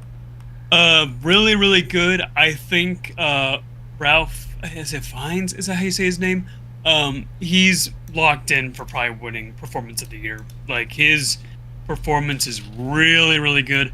It's pretty much about how the Pope has passed away, so now a conclave is formed between other Catholic cardinals, and they're getting together to decide the next Pope. And there are like factions like between in the conclave, where some are like wanting to vote for one, some are wanting to vote for the other. Really, really enjoyed this one. It's a little long at 2 hours. It is a slow burn, but there's like a bit of a mystery to it because there's some corruption between some of the cardinals, and cardinals are what the like Pope's assistants are called. They're called cardinals, and they're like all around the area. My only complaint about it though is that like the person that they choose to be the Pope at the end is completely obvious, and of course they have to pick the most like goody two shoe, can never do wrong character, like pretty much a male Mary Sue character where they have like no faults at all. No. That was the only issue for me, but the story is just really good. I just loved the like political factions between all the characters, and there's like this one really cool cardinal, like he just like sits around and just vapes the whole time. He's just like super just like chilling. He's just super chilling funny. Like I mean, like I don't vape, but like seeing like this like Catholic dude just like sit in the corner and just like hit a vape every time you see him on screen, I'm like, okay, he's cool. Chill dude. So they picked a Marvin Sue instead of Mary Sue. All right. Yeah, no, I really enjoyed it. If you haven't seen it yet, I'd say give it a watch just for the really good performances. Yeah, I 1000% wanted to watch this. Now it's on streaming, so I will give it a look. Sweet. This one, It looked good. It looked like almost like really heavy. I was almost Bro, like I apprehensive cried. about Dude, seeing it. the ending just, oh my god, dude. Like, this and Inside Out 2 broke me this year. Oh my god, I was like in tears by the end. These Like, movies dude, that are about life and stuff, I'm always like, this is gonna trigger something in me, and I'm gonna have an emotional breakdown that I'm not ready to have. Yeah, the thing about this one, so, not to get too TMI, but, you know, my mom, she went through cancer. She's cancer free now, but like this movie being about a couple going through, because Florence Pugh's character, she is diagnosed with cancer. So it's pretty much about like these two just trying to make it until, like, you know, the inevitable happens, because she's got really bad cancer. So just watching these two like just kind of like live in the moment, or live in time that they've got left, it was just like, oh my god.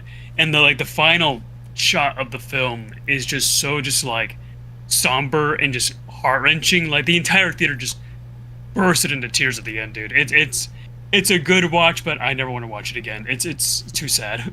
Yeah, that's what drove me away from it. I'm like, especially like I hate watching all the terminally ill type stuff is put into movies. I'm like, this is gonna devastate me. I should probably avoid it, but it looks so good.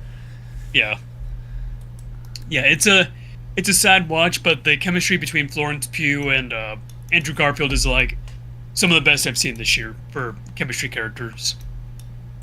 Yeah, they're very talented. Let's see. I want to talk about Trap for a minute. I want to talk about Trap. Oh, I also saw this one. Yeah. What did you rate? Yeah, 4. I also liked it. I remember liking it. Mhm. Yeah, for an M. Night Shyamalan, I think he's kind of had some really like not so good films as of recent. I think what was the last like, Cabin in the Woods? I think that one got Knock at the mixed. Cabin. I like that one. It wasn't too bad.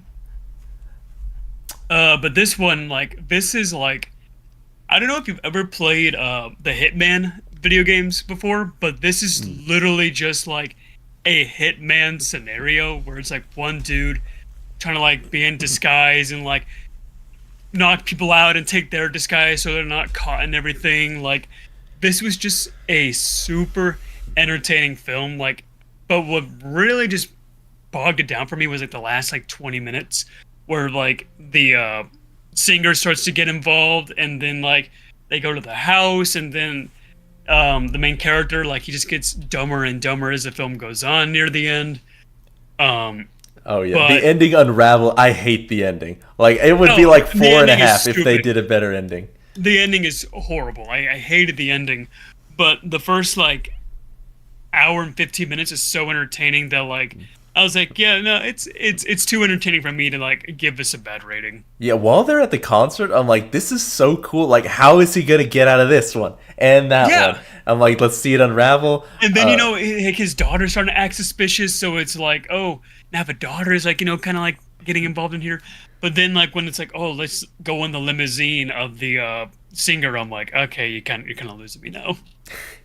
Yeah, I mean, I could have dealt with that. But it's the fact that she shows up at their house again after. I'm like, what are you doing? How does this make any sense? Well, you can tell it's just because she was M. Night Shyamalan's daughter. I was and she about needs to the say, screen time. I was about to say she needs the screen time so she can get some clout and everything. So, and she got it. And I love the song. I've listened to some of those songs like 1,000 times this year. They're so clubby and dancey. And I love the songs. They're really good. Yeah, this was like the biggest, like, and this was just like I hate to say turn off your brain kind of movie, but man, this is like so entertaining. Yeah. I wish we saw, I think it could have done with, less of M. Night Shyamalan's daughter and way more of this, like, British FBI person that they bring in, because she's so cool. Yeah. Every time they were like, you know nothing about her. Exactly. Every time they were pinned head to head, it was like, who's going to come out on top? And this interaction is going to be interesting. Yeah. Like, first, like, if you just turn off the film once he like gets out of the concert, like, just do that. Just be like, oh, he got out of the concert, he wins. He gets, that's where the film ended for me. Yeah. But yeah, I enjoyed that We can talk about Transformers. You want to talk about that one? Oh yeah, Transformers. There we go. We need to 100% normalize another film. There was great music from these films this year. The rap song they played at the end, incredible, yes, dude! banger. Oh my God. I'm bumping to it in the car. Like, we need to normalize having these great songs at play at the end of every Transformers movie. Yes. God, this one. I remember you and Nicholas. And Nicholas is a huge Transformers fan. You two were both like, all right, we're gonna... It's a kid's film, right? We thought, yeah. Yeah, you both were like, all right, this better be good. Yeah, you're dragging it. That's right. You drug us to that film. We're like... I did. I'm like, guys, please trust me. It looks good. And then, what happened? You two thanked me for it. We did. I will happily admit... we ate our words, and I've never been happier. Don't listen to the trailer. It's a psyop. It's not a it is a kids movie ish, but adults can appreciate it. Just needed like 10%. Get past those first like 30 minutes though. Those first 30 minutes are like, it's very like super kid like stuff. But once when they get like to the top of Cybertron, oh my God, it's so good. Yeah, we could have done without their like, because Optimus and Megatron are best friends to like a cheesy extent. It's like that. No one's like anything for you. The writers man. got paid for every fist bump. Yup, every fist bump. Yup, nothing could come between our friendship. Hey, buddy, ever tell you that I was your best friend? Hey, man, I love you too. Guy who's never had a friend before wrote this. I guess. Oh man. But dude, like, Brian T. Henry who plays Megatron? Brian Tyree, yeah. Yeah, his voice performance is like insanely good. Like, it's so good. Yeah, most of the performances are good. There's just a couple where you can hear the actor's voice kind of leak through with was it Hemsworth and Scarlett Johansson? Yeah, there's a moment where Optimus becomes Australian for a split second. Yeah, maybe could have gone with better casting there. And I really didn't vibe with Keegan-Michael Key as Bumblebee. I feel like they changed his character way too much just to appeal to the kids. Thought it was unnecessary. I hope they change that for the next one. Is it bad that I thought that Scarlett Johansson's character was played by Awkwafina? I thought that was Awkwafina. Oh, well, you need to watch more Scarlett Johansson movies, I think. I guess I do. You wrote a lot for this too. Dude, I was like, me being a Transformers fan, I was like, dude. I mean, I wrote more than I usually do as well, but for me, that's, a couple of paragraphs. you go on like pages. I know, I'm making my essays. Have you played the War and Fall for Cybertron video games? Oh gosh, the only Transformers video game I played, it was one on PS3. I don't remember which of the billion it was, but I only played it like for the multiplayer of it. Oh, okay. I know what you're talking about, but yeah. The War and Fall for Cybertron games is what this movie's heavily inspired by. So if they go by the story of what the video games are going with, dude, we're in for a wild ride. It better get a sequel. It better get one. I'm looking forward to it. I really hope it does. So what was the average on this? Yeah, 3.8. Yep. Yeah, 4 average. Yep. I'd say that's about right. I guess since I have this one pulled up, I guess you didn't get a chance to catch Beverly Hills Cop. I have not seen one of these movies. I haven't seen one. Well, I've only seen the first one and this one, maybe the second one. First one's good, especially if you like Eddie Murphy's humor. First one's good. This one, the plot's not quite there like the first one, but it is so damn funny, and Eddie Murphy really brings it, like with the humor, and yeah, it's you don't really need the plot, like with the way Eddie Murphy is just so funny. Yeah, what's the average on this one? Straight down the middle. 3? Yeah, okay. I can see it. That and. Yeah, you don't even have to see the original. Some of the stuff, some of the emotional moments you can see coming, like his daughter, doesn't like cops because her dad is a cop, and he was never there for her. But she fell in love with a cop. But they kind of have like an estranged relationship because it ultimately didn't work out purely because she hates cops because of her dad. So super predictable emotional development there. But Joseph Gordon-Levitt, brings it. Is a great pick for the love interest. And yeah, overall, solid performances. Very funny. And the Lil Nas X song that they got, they had him hop on the song with that iconic the Axel F. The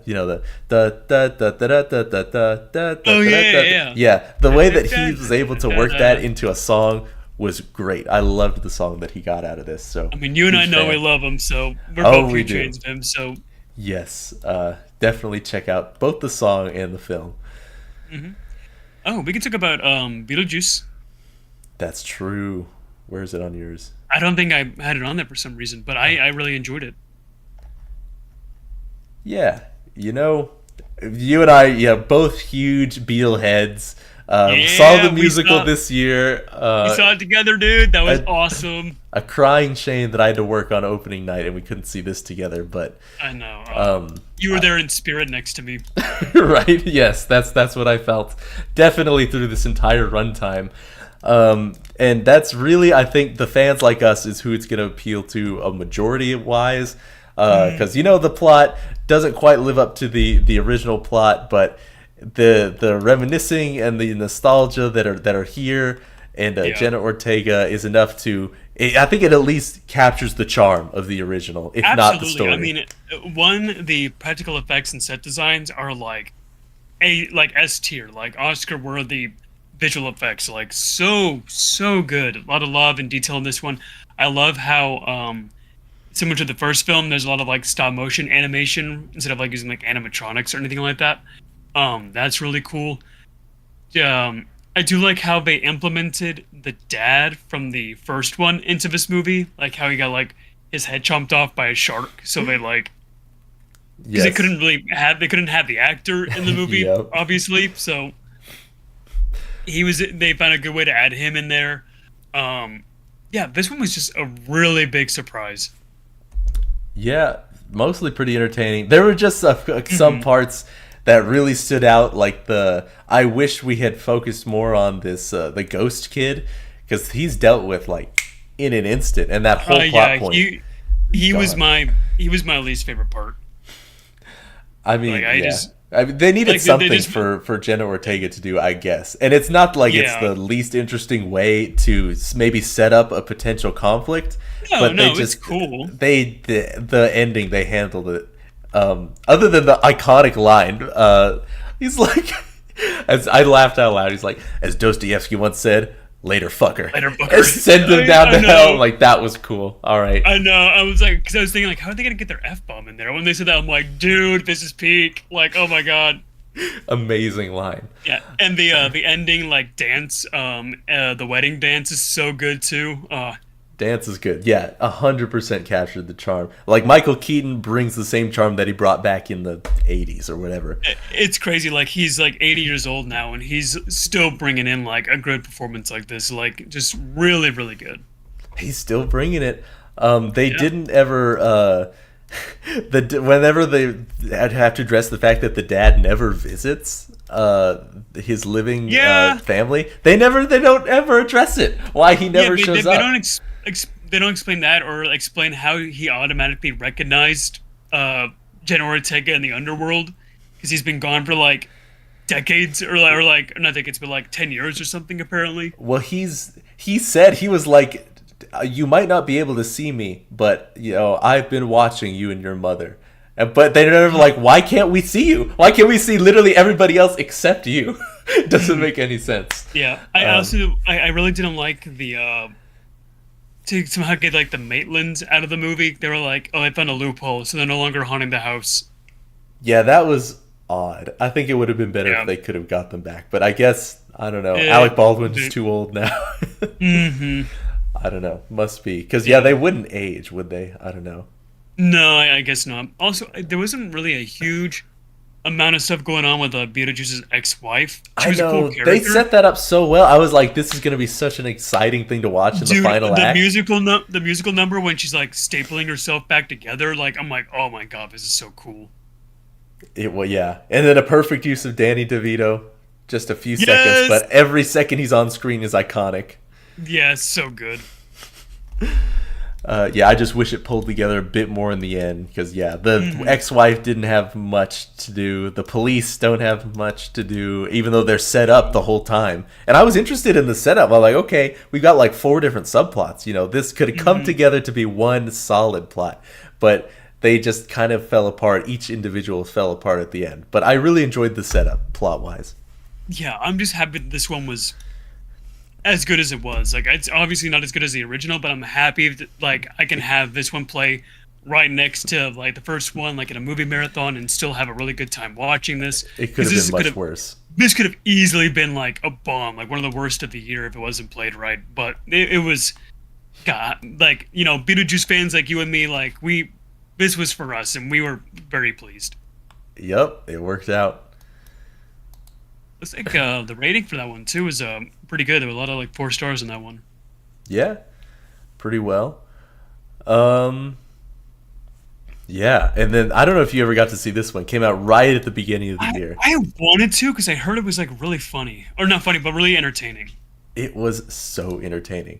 Now the plot fine-ish, but what really makes it is the action. I totally thought it was going to be like a snooze fest.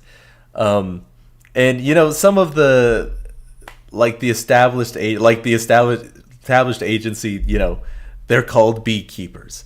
It gets a little dorky, a little cheesy in that regard.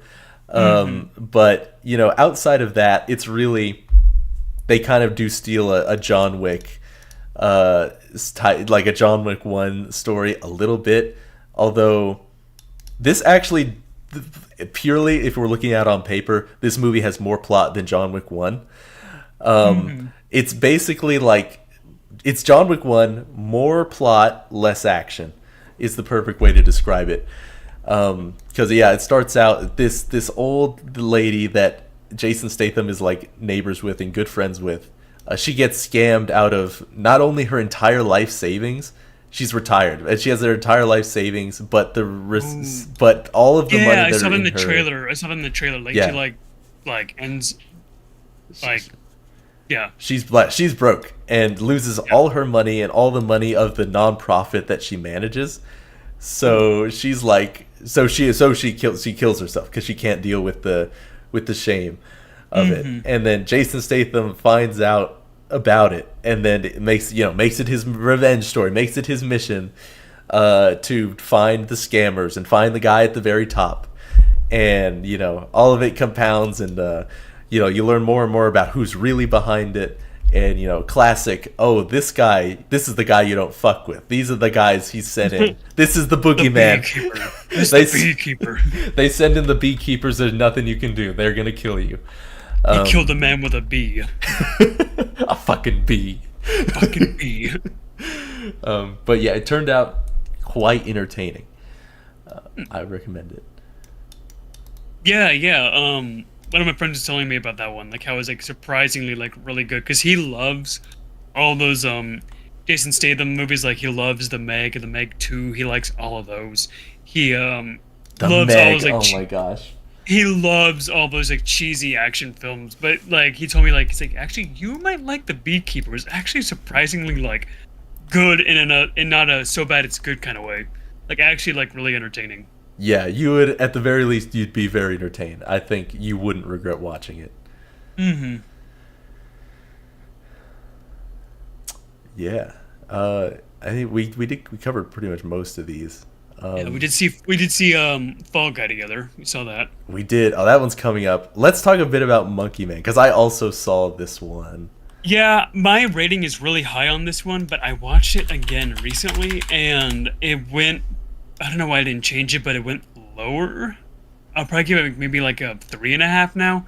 I just thought it was like just a really cool action film, but the more I thought about it, I was kind of like, yeah, it was good.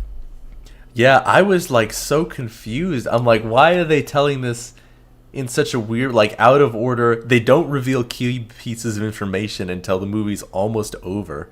And yeah, they just left too much. Like, they didn't give me enough in the beginning to really latch on to this guy and his mission.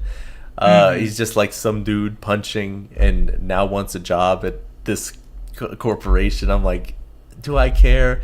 No, but we're allegedly going to see some good action later, so I'll stick with it.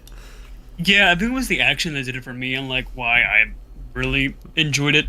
Um, And it was well done. I just, yeah, no, it was really well done. I did enjoy the story. Like, I enjoyed that like little section where he's kind of like in like this like little village, and like he's kind of like getting like inner peace with his demons and things that he's kind of been through. He's seeking peace for himself, and then going on his revenge thing. I like his little like training montage. That was really good. Yeah, no, I remember being like really entertained by this one, but I think like I was like kind of new to Letterboxd, honestly, because it's like one of my like earlier Letterboxd reviews. I'm like, oh yeah, 4.5, yeah. Sure. He was nice. Yeah, yeah. So I probably give it like maybe a 3.5 now, but I still like really enjoy it. Yeah, I love the fight scenes. Yeah, just a little too long. And this is his directorial debut, I'm pretty sure. So mistakes were, I guess, bound to be made. But I mean, there's hope for him. It's not like Really not like this is one and done. We can't ever see this guy again. Just needs a bit shorter and a story told in a bit more of a way that makes sense to the audience, so we can really engage with the characters a bit more. Yeah. This I think this was also produced by Jordan Peele. So this is like really? another movie. Yeah, this is another movie under Jordan Peele's belt, because I think he's like a producer on it. Okay. Yeah, I thought, he had some sort of consulting to do with it. I'd heard. But yeah. Yeah. So you have this at number 3. Oh no, you don't. Oh, you don't order it. I forgot. No, I didn't order these. I just kind of put them on there, like I mean, it's like kind of like order of like watching, but then I kind of like put some on there like before I made the list and everything. So this list is pretty out of order. It's just like movies I really like this year. Okay, fair enough. Yeah. Well, now that you know that there's a ranking system in these lists. Yeah. Again, next year I'm new to Letterboxd, guys, and I'm new. It's been 1 year anniversary. Do you want to talk about Deadpool and Wolverine? Oh yeah, is that one on here? No, it's not. But okay. I got a review on there. Yeah, it's iconic. It's worth touching on. Mixed on it. You saw it twice. Okay, you reviewed it twice. But yes, that I really enjoyed it. Like, entertainment wise, peak. Top, one of the top. I was super entertained. It's just the plot is noticeably departs from, because two people are telling me you don't watch Deadpool for the plot. 2 had a pretty good plot. Great. I thought. Yeah, 2 was great. I'd love 2. This one's my least favorite of the trilogy. Yeah, I like it. Like, my first go around watching it, I was like, it's fine. Like, it was like a good send off to the Fox universe and everything. I didn't see it much as an MCU kind of movie. In fact, anything really revolving around the MCU, I didn't really enjoy. I just rather it be just about the Fox universe and sending that off. Second time though, watching it, like, I enjoyed it a little bit more. I think it was just, Hugh Jackman that really sold it for me on this one. But the plot is just there. The villain sucks. Like, it's okay. I'd say this one was probably like one of my more disappointed of the year. Yeah, I mean, I don't think very many people would argue it's got the weakest plot of the trilogy. But I mean, as far as seeing all those Fox characters and Hugh Jackman and Deadpool's kind of a chemistry there, I think was enough for me to push it to the 4 just on pure, entertainment value. That's why it's in one of my favorites. Couldn't put it in the best, but it was 1,000% one of my favorites. That opening credits scene, I think, was the best of the trilogy. Oh, yeah, that's the best part of the movie. in my opinion. That's the best part. I've watched it so many times on YouTube and Bye, bye, bye. learned the dance a little bit purely because of Deadpool. So, Oh my god. it is definitely the best part. And really good. Yeah. Yeah. And we Guy. both watched Fall Guy. That's right. Now we saw this movie for my birthday. I was like, Ryan Gosling, Emily Blunt. I'm making everybody see this movie. I'm and glad we did. Yeah. I'm a huge romantic comedy fan. Although it might not seem obvious behind my stone cold exterior. I do enjoy romantic comedy, and it's even better when the plot is actually pretty good. Maybe not necessarily Oscar worthy, but compared to most romantic comedies that I see, where the suspension of disbelief is insane and they do the wacky shit, this is mostly pretty believable and substantive enough to where it keeps you engaged, and you can also develop the characters a bit more than your average rom-com. Yeah, what did it for me on this one, why I loved it so much, is one, it really puts in the spotlight the hard work that goes into stunt doubles and like all like the practical stuff and all the action that goes into filmmaking. So this one really seems like a big love letter to that aspect of movies that isn't really talked about as much as it should be. But not only that, the story is really great. Ryan Gosling and Emily Blunt, their chemistry, I swear they're dating, like, because they're that good in this movie. Yes.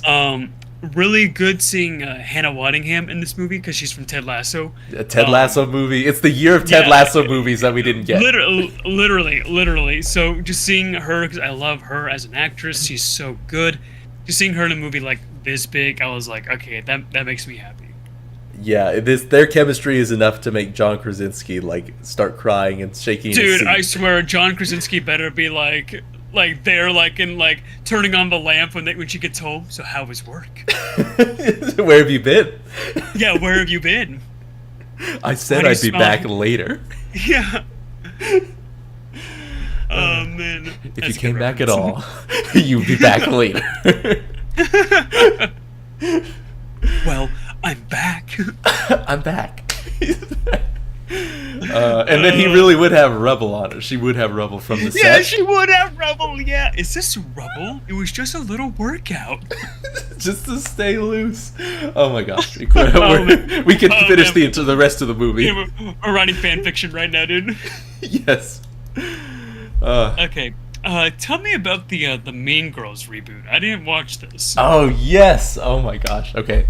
Last one we haven't covered from mine. Mean Girls, the musical, the movie. Oh my gosh. Okay. So I've seen the original, so I know about the story. I've seen the original. You've seen it since? Okay. Yes, I've seen it time. now. I've seen the original. Great. So you know. So for me, it's good. Yeah, I like it. It's good. For whatever reason, this is like one of my top 5 of all time movies. I love Mean Girls. Cannot get enough of it. So yes, and oh my god, you wrote an essay for this one. Okay. Oh my god, dude. Because I have such a split personality on it. As a fan and as like a film critic, if we can call ourselves that. We can. Yes. So love the original. So of course, like I saw this one like early fan showing. Was me and about 1,000 other women dressed in pink. No regrets because it was awesome. There, you should have shot your shot. That was your perfect moment. It's my moment. Yeah, I find love in the Mean Girls audience. In the Mean Girls movie. Yep. I actually had not seen the musical, so I actually didn't have that to compare it to. But I'm seeing it this coming year. I have tickets to see it. Yeah, you can come with me. I'm sure that we've plenty of time. But it's not until May. So, but yes, it is. I can't wait for it. But so, as a Mean Girls fan, it was everything, almost everything I could have wanted. Scratched the itch, added more to the lore in the ways that the original didn't have. The lore of Mean Girls. Yes, it the musical numbers man. in the way that a musical number should, adds Is a bit the more. story any different in the musical? Okay, so it was the movie first, then Tina Fey made the musical, right? Is that how it worked? Yes, she wrote the Broadway musical. It played on there for a little bit, and then they made it into a movie adaptation. Gotcha. So this is the adaptation of the musical, not a remake of the original movie. Right. Yes. This is a musical. Okay, This is a musical. Okay. Yeah. Otherwise, I don't know. Not many. I'd be one of the only ones to be seeing it if it was just a remake. But as a fan, loved it. Regina, Renee Rapp, who plays Regina. The strongest point that I can give it from a film critic standpoint is that Renee Rapp, who plays Regina, her voice is even better than the Broadway score. She's an even better Regina. So it really has that going, like perfect casting. As a film critic, I got to take away the fact that the girl who plays Katie, and I like her. I forget what her name is, but is it the girl from the Spider-Man movies, right? And the newer Gallery. Spider-Man movies. Is she? Yeah. She's in it, but she's like a background character, I think. Yeah, Because I had to look up. Like, she's in Spider-Man. She's more important in The Nice Guys. If you've seen that one. Yes, she's from I've seen that one. Yeah. She's in The Nice Guys, and she's in that TV show, a little niche thing, the Jennifer Garner TV show, The Last Thing He Told Me. She's pretty prominent in that. That's where I recognized her from. But she, she's pretty, she's attractive. I wouldn't deny it, but what makes the story so believable in Mean Girls original is that Lindsay Lohan is so beautiful, and the whole point is that she doesn't know that she's hot. And I never once bought Angourie here as hot enough to be plastic. She when she makes that switch from I could believe her as nerd. But when she makes the switch to be like, oh, I'm full on plastic, I'm Mean Girl now, you just don't buy it. So from the story standpoint, that's one of the weakest parts. Because she's really good looking. But I do remember in the movie, the original movie, it was like a night and day difference, from the beginning of the movie to near the end of the movie. Absolutely, yeah. And on top of all of that, she has the worst voice out of all of them. And yeah, I've seen a clip of her singing, and she does okay. I mean, she doesn't do bad. I mean, but for something that's being adapted to a musical, you want those notes to really hit. Yeah. And after seeing this, I was thrust into the Mean Girls musical TikTok, and you just take clips of her singing, and they would put right next to the Broadway singing the same thing. Oh no! Night and day difference. It's almost laughable. So that's one of the huge detractors from this, from a film critic standpoint. I can deal with it, but they really should have cast someone else. Look at us men talking about Mean Girls. Yes, and I did write an essay because I right off the bat I had a lot of thoughts. Yes, the Janice's character, great. It didn't matter that she was different race. What mattered is that she captured the spirit of Janice Ian, which she did. Did a great job. So I will say, when I did watch the original Mean Girls, I was confused at first. I was like, "Where's the music? I thought this was a musical." Oh no! Yeah, I was confused, but then I looked. I'm like, "Oh wait, so this is a movie, and then there was a musical." Did you see it for its anniversary? No. So, my friend Abby, she told me about it and was like, "You should watch it." I'm like, "Okay." And then I told my stepmom, and she's like, "It's one of my favorite movies ever." I'm like, "Yes." Okay. I'm like, "You want to watch it?" And she's like, "Yeah." I'm like, "Okay." Oh, so you watched it with your stepmom? Yeah, she liked it. Okay. Yes. Yeah. Well, I'm glad she roped you into it. Yeah, I was also in the theater seeing that for its 20th anniversary, because it's been Nice. 20 years. But yeah. Yeah, Cool. I have a lot to say there, but I this was like a January 10th this came out, and I Holy saw it, God. and I'm like, there's no way any other movie's gonna top my favorites for this year. This, just to see Mean Girls reinvented and then built upon with the musical. Yeah. Mean Girls, Dune 2. As far as entertainment, I had to. But yeah, those are pretty much all my three main lists for this year. Mm-hmm. I don't know, before we wrap, if you had any other films you want to... Oh, we should talk about Nothing. Craven, I think, before we go. Let's end it off on a bang, dude. Let's end it off on a bang. Now, please enlighten me on your review. I read your review, and your first line is, "Okay, hear me out." So I'm gonna hear you out. Did you watch it? Or you just didn't review No, it? I didn't see it. No. Oh, I you didn't have even... time to. Oh, what are you out here judging me for? I hadn't even seen it. You know what? Fair. This could have been my favorite of the year, and I haven't seen it yet. You know what? You have me there. So, okay, first off, leaps and bounds above Madam Web. Does not, and definitely, and better than, Morbius was for sure. Their most promising, of the Sony Marvels, I guess Venom 3 came out this year. Maybe slightly worse, I don't know. I feel like I enjoyed this one maybe a skosh more, because it didn't make my worst list. But yeah, there's some... I think it's an interesting setup for Craven, because I didn't really know much about the character outside of playing the Spider-Man game, where he's very prominent. So it was interesting to see, a younger Craven they flash back to, and you get some kind of lore and context. There's actual lore and context for Craven the character, unlike Madam Web, where they don't give you literally anything. But yeah, they give us a flashback, and you kind of see why his father Nikolai is a gangster. The only thing he respects, no affection for his sons. The only thing he respects is how quote unquote manly they are. Power's the only thing he respects. At the end of the day, he would rather see them alive than dead, and in his life than not. But ultimately, yeah, that's all he respects is the power.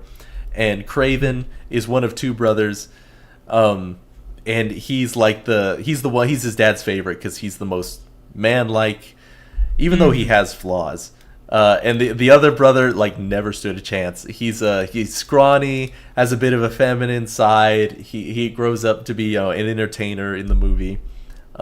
So dad not pleased with that. But See the guy that becomes the Rhino? No. That is someone else. Rhino, fine. I will say everything is fine. That's why I gave it, flat score down the middle. Wouldn't say, it's such a good movie, got to go out and see it. But I don't think it was all too terrible.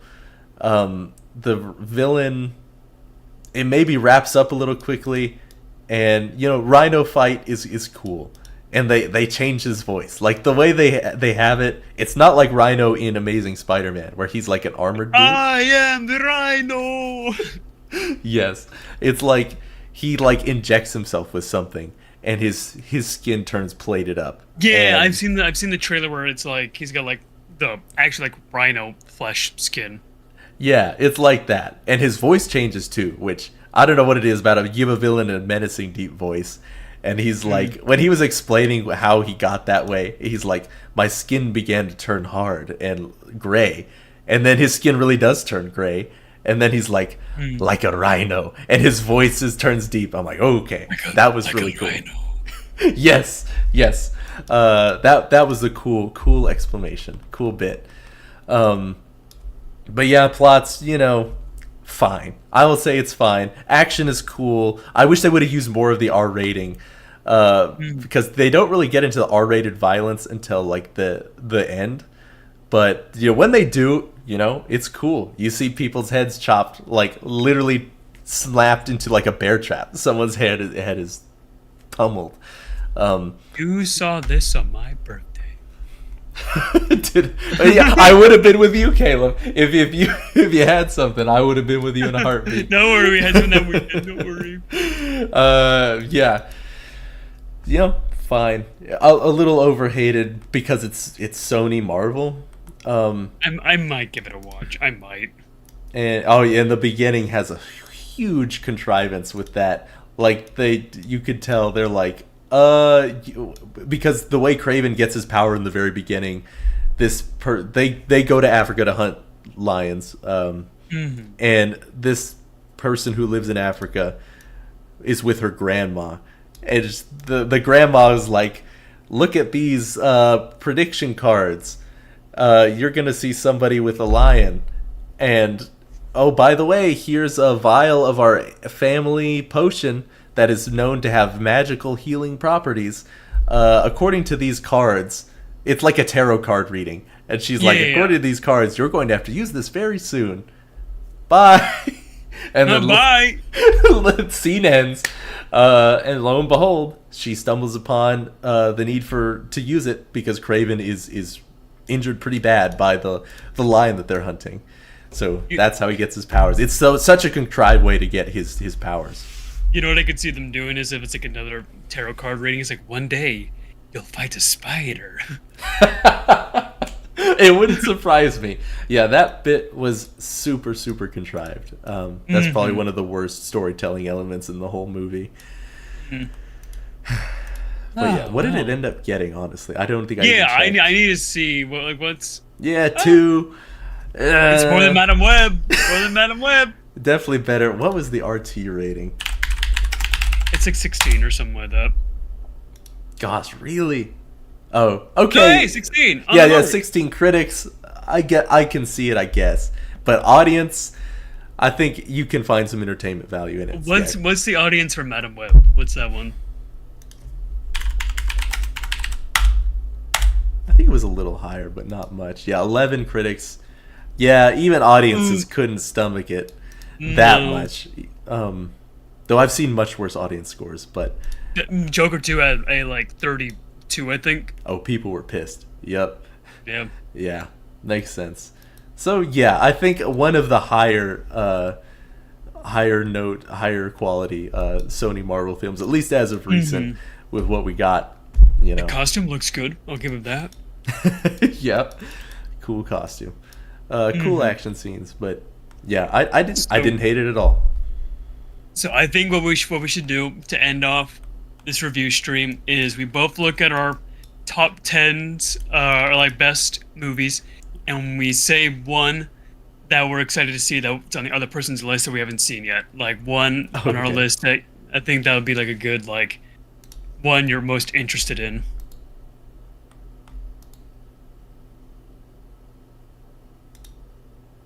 All right.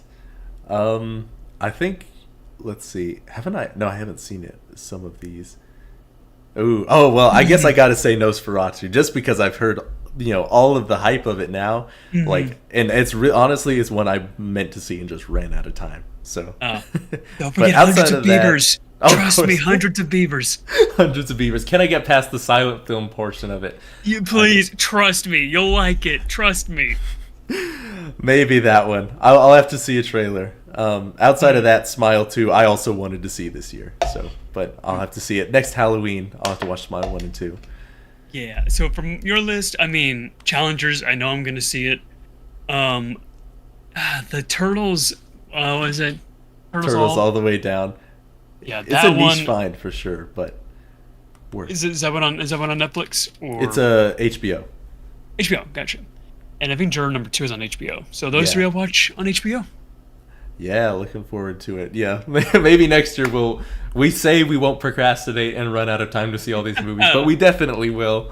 But yes, I think we about covered it. Yeah, I think last year it was like 4.5 hours. I think our stream. This year we managed like 3. We did good. We did really good. I came prepared with an actual letterbox. Thank you, Chris, for getting me into letterbox. Of course. I don't know why I was so like against it. I think like I was just like, oh man, funny reviews aren't real reviews. Yeah. But then I made a account. And I'm like, okay, I'm obsessed with this app. It's like my second most used app of the year. All my friends, like 2023 is when I started the letterbox, and I was all alone. I was like, guys, get letterbox. 2024, I started getting follows from all my friends I never thought would have ever downloaded the app. So I'm like, look who I came started crawling to me. Exactly. Yeah, no, dude, like, literally, I'll post, like, on Snapchat, I have, like, my stories of me in the theater, like, hey, I'm seeing this. I get comments like, dude, what's your letterbox? I'm like, dude, letterbox. Yes, we're influencers now. We are, dude, we are. But they need to pay us. They should, yes. And letterboxd influencers. Yeah, I can't wait for 2025. Anthony's saying in the chat, have we already talked about Borderlands? Yes, we have. We have. We've gone through our best and worst already. They've heard my 10-minute rant of the Borderlands. Yes, I would recommend going and listening to Caleb's rant on the VOD after we wrap here, if you have not done so. But yeah.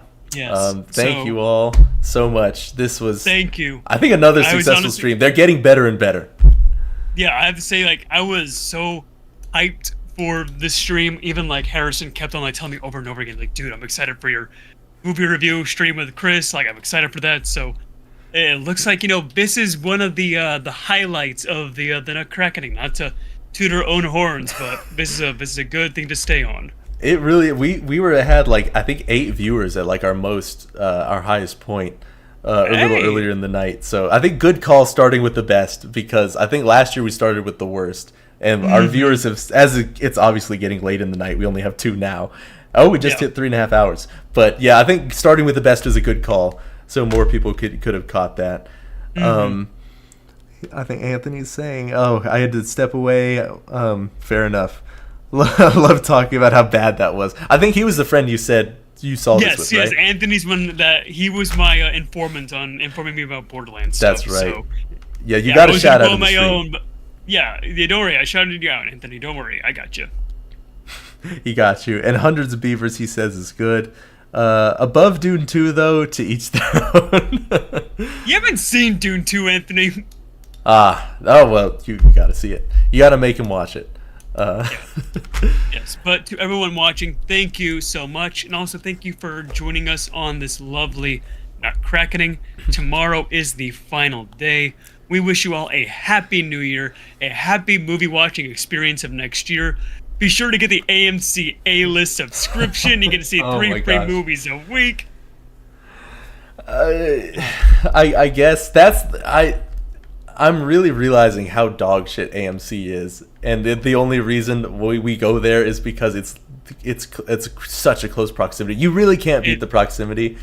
But moving to a small town, Caleb, I wish you could come to the AMC that is in my town. It is the worst theater I've ever been to. Seats are the cushions it's like the foam cushions that have hardened up after. They don't have the recline ones anymore. Or the one yet? They never did. No, yeah, they've hardened up after you can tell decades of use. No! It's like they recline, they like tilt back. But it's at an awkward angle to where you have to be like in the front to make it lean all the way back and have it be your eyes are directly pointed at the screen. So I mean, I actually don't mind the mall AMC. That one's actually not too bad. The seats are nice, the screens are nice, the snacks are good. Yeah, the ones from our hometown, I wish they would recline. Well, some of them do recline now, but not in the IMAX, notably. But those seats are fine. They just changed that. They just changed that. All the IMAX ones have the recliner now. Oh, okay, good. Yeah.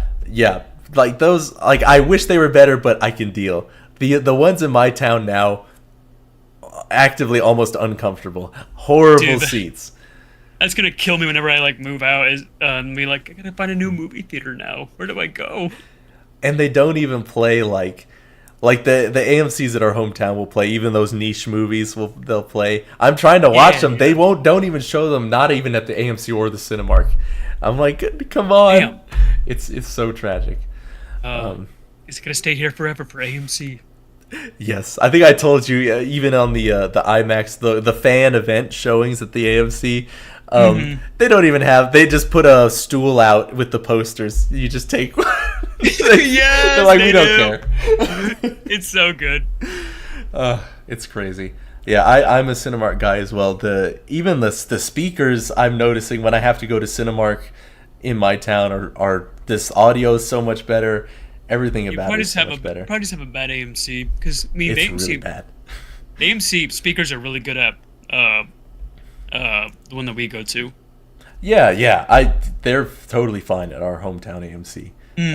It's just noticeable now that I'm in a smaller town.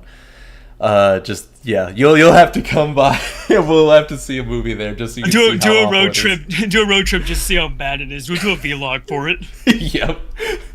Get a load of this. Yes, I'm not a huge cinephile like y'all, but I agree AMC has better popcorn. I don't notice the difference too much. I don't know. Do you notice the difference between the popcorn at AMC and Cinemark? Actually, I would say Cinemark has slightly better butter.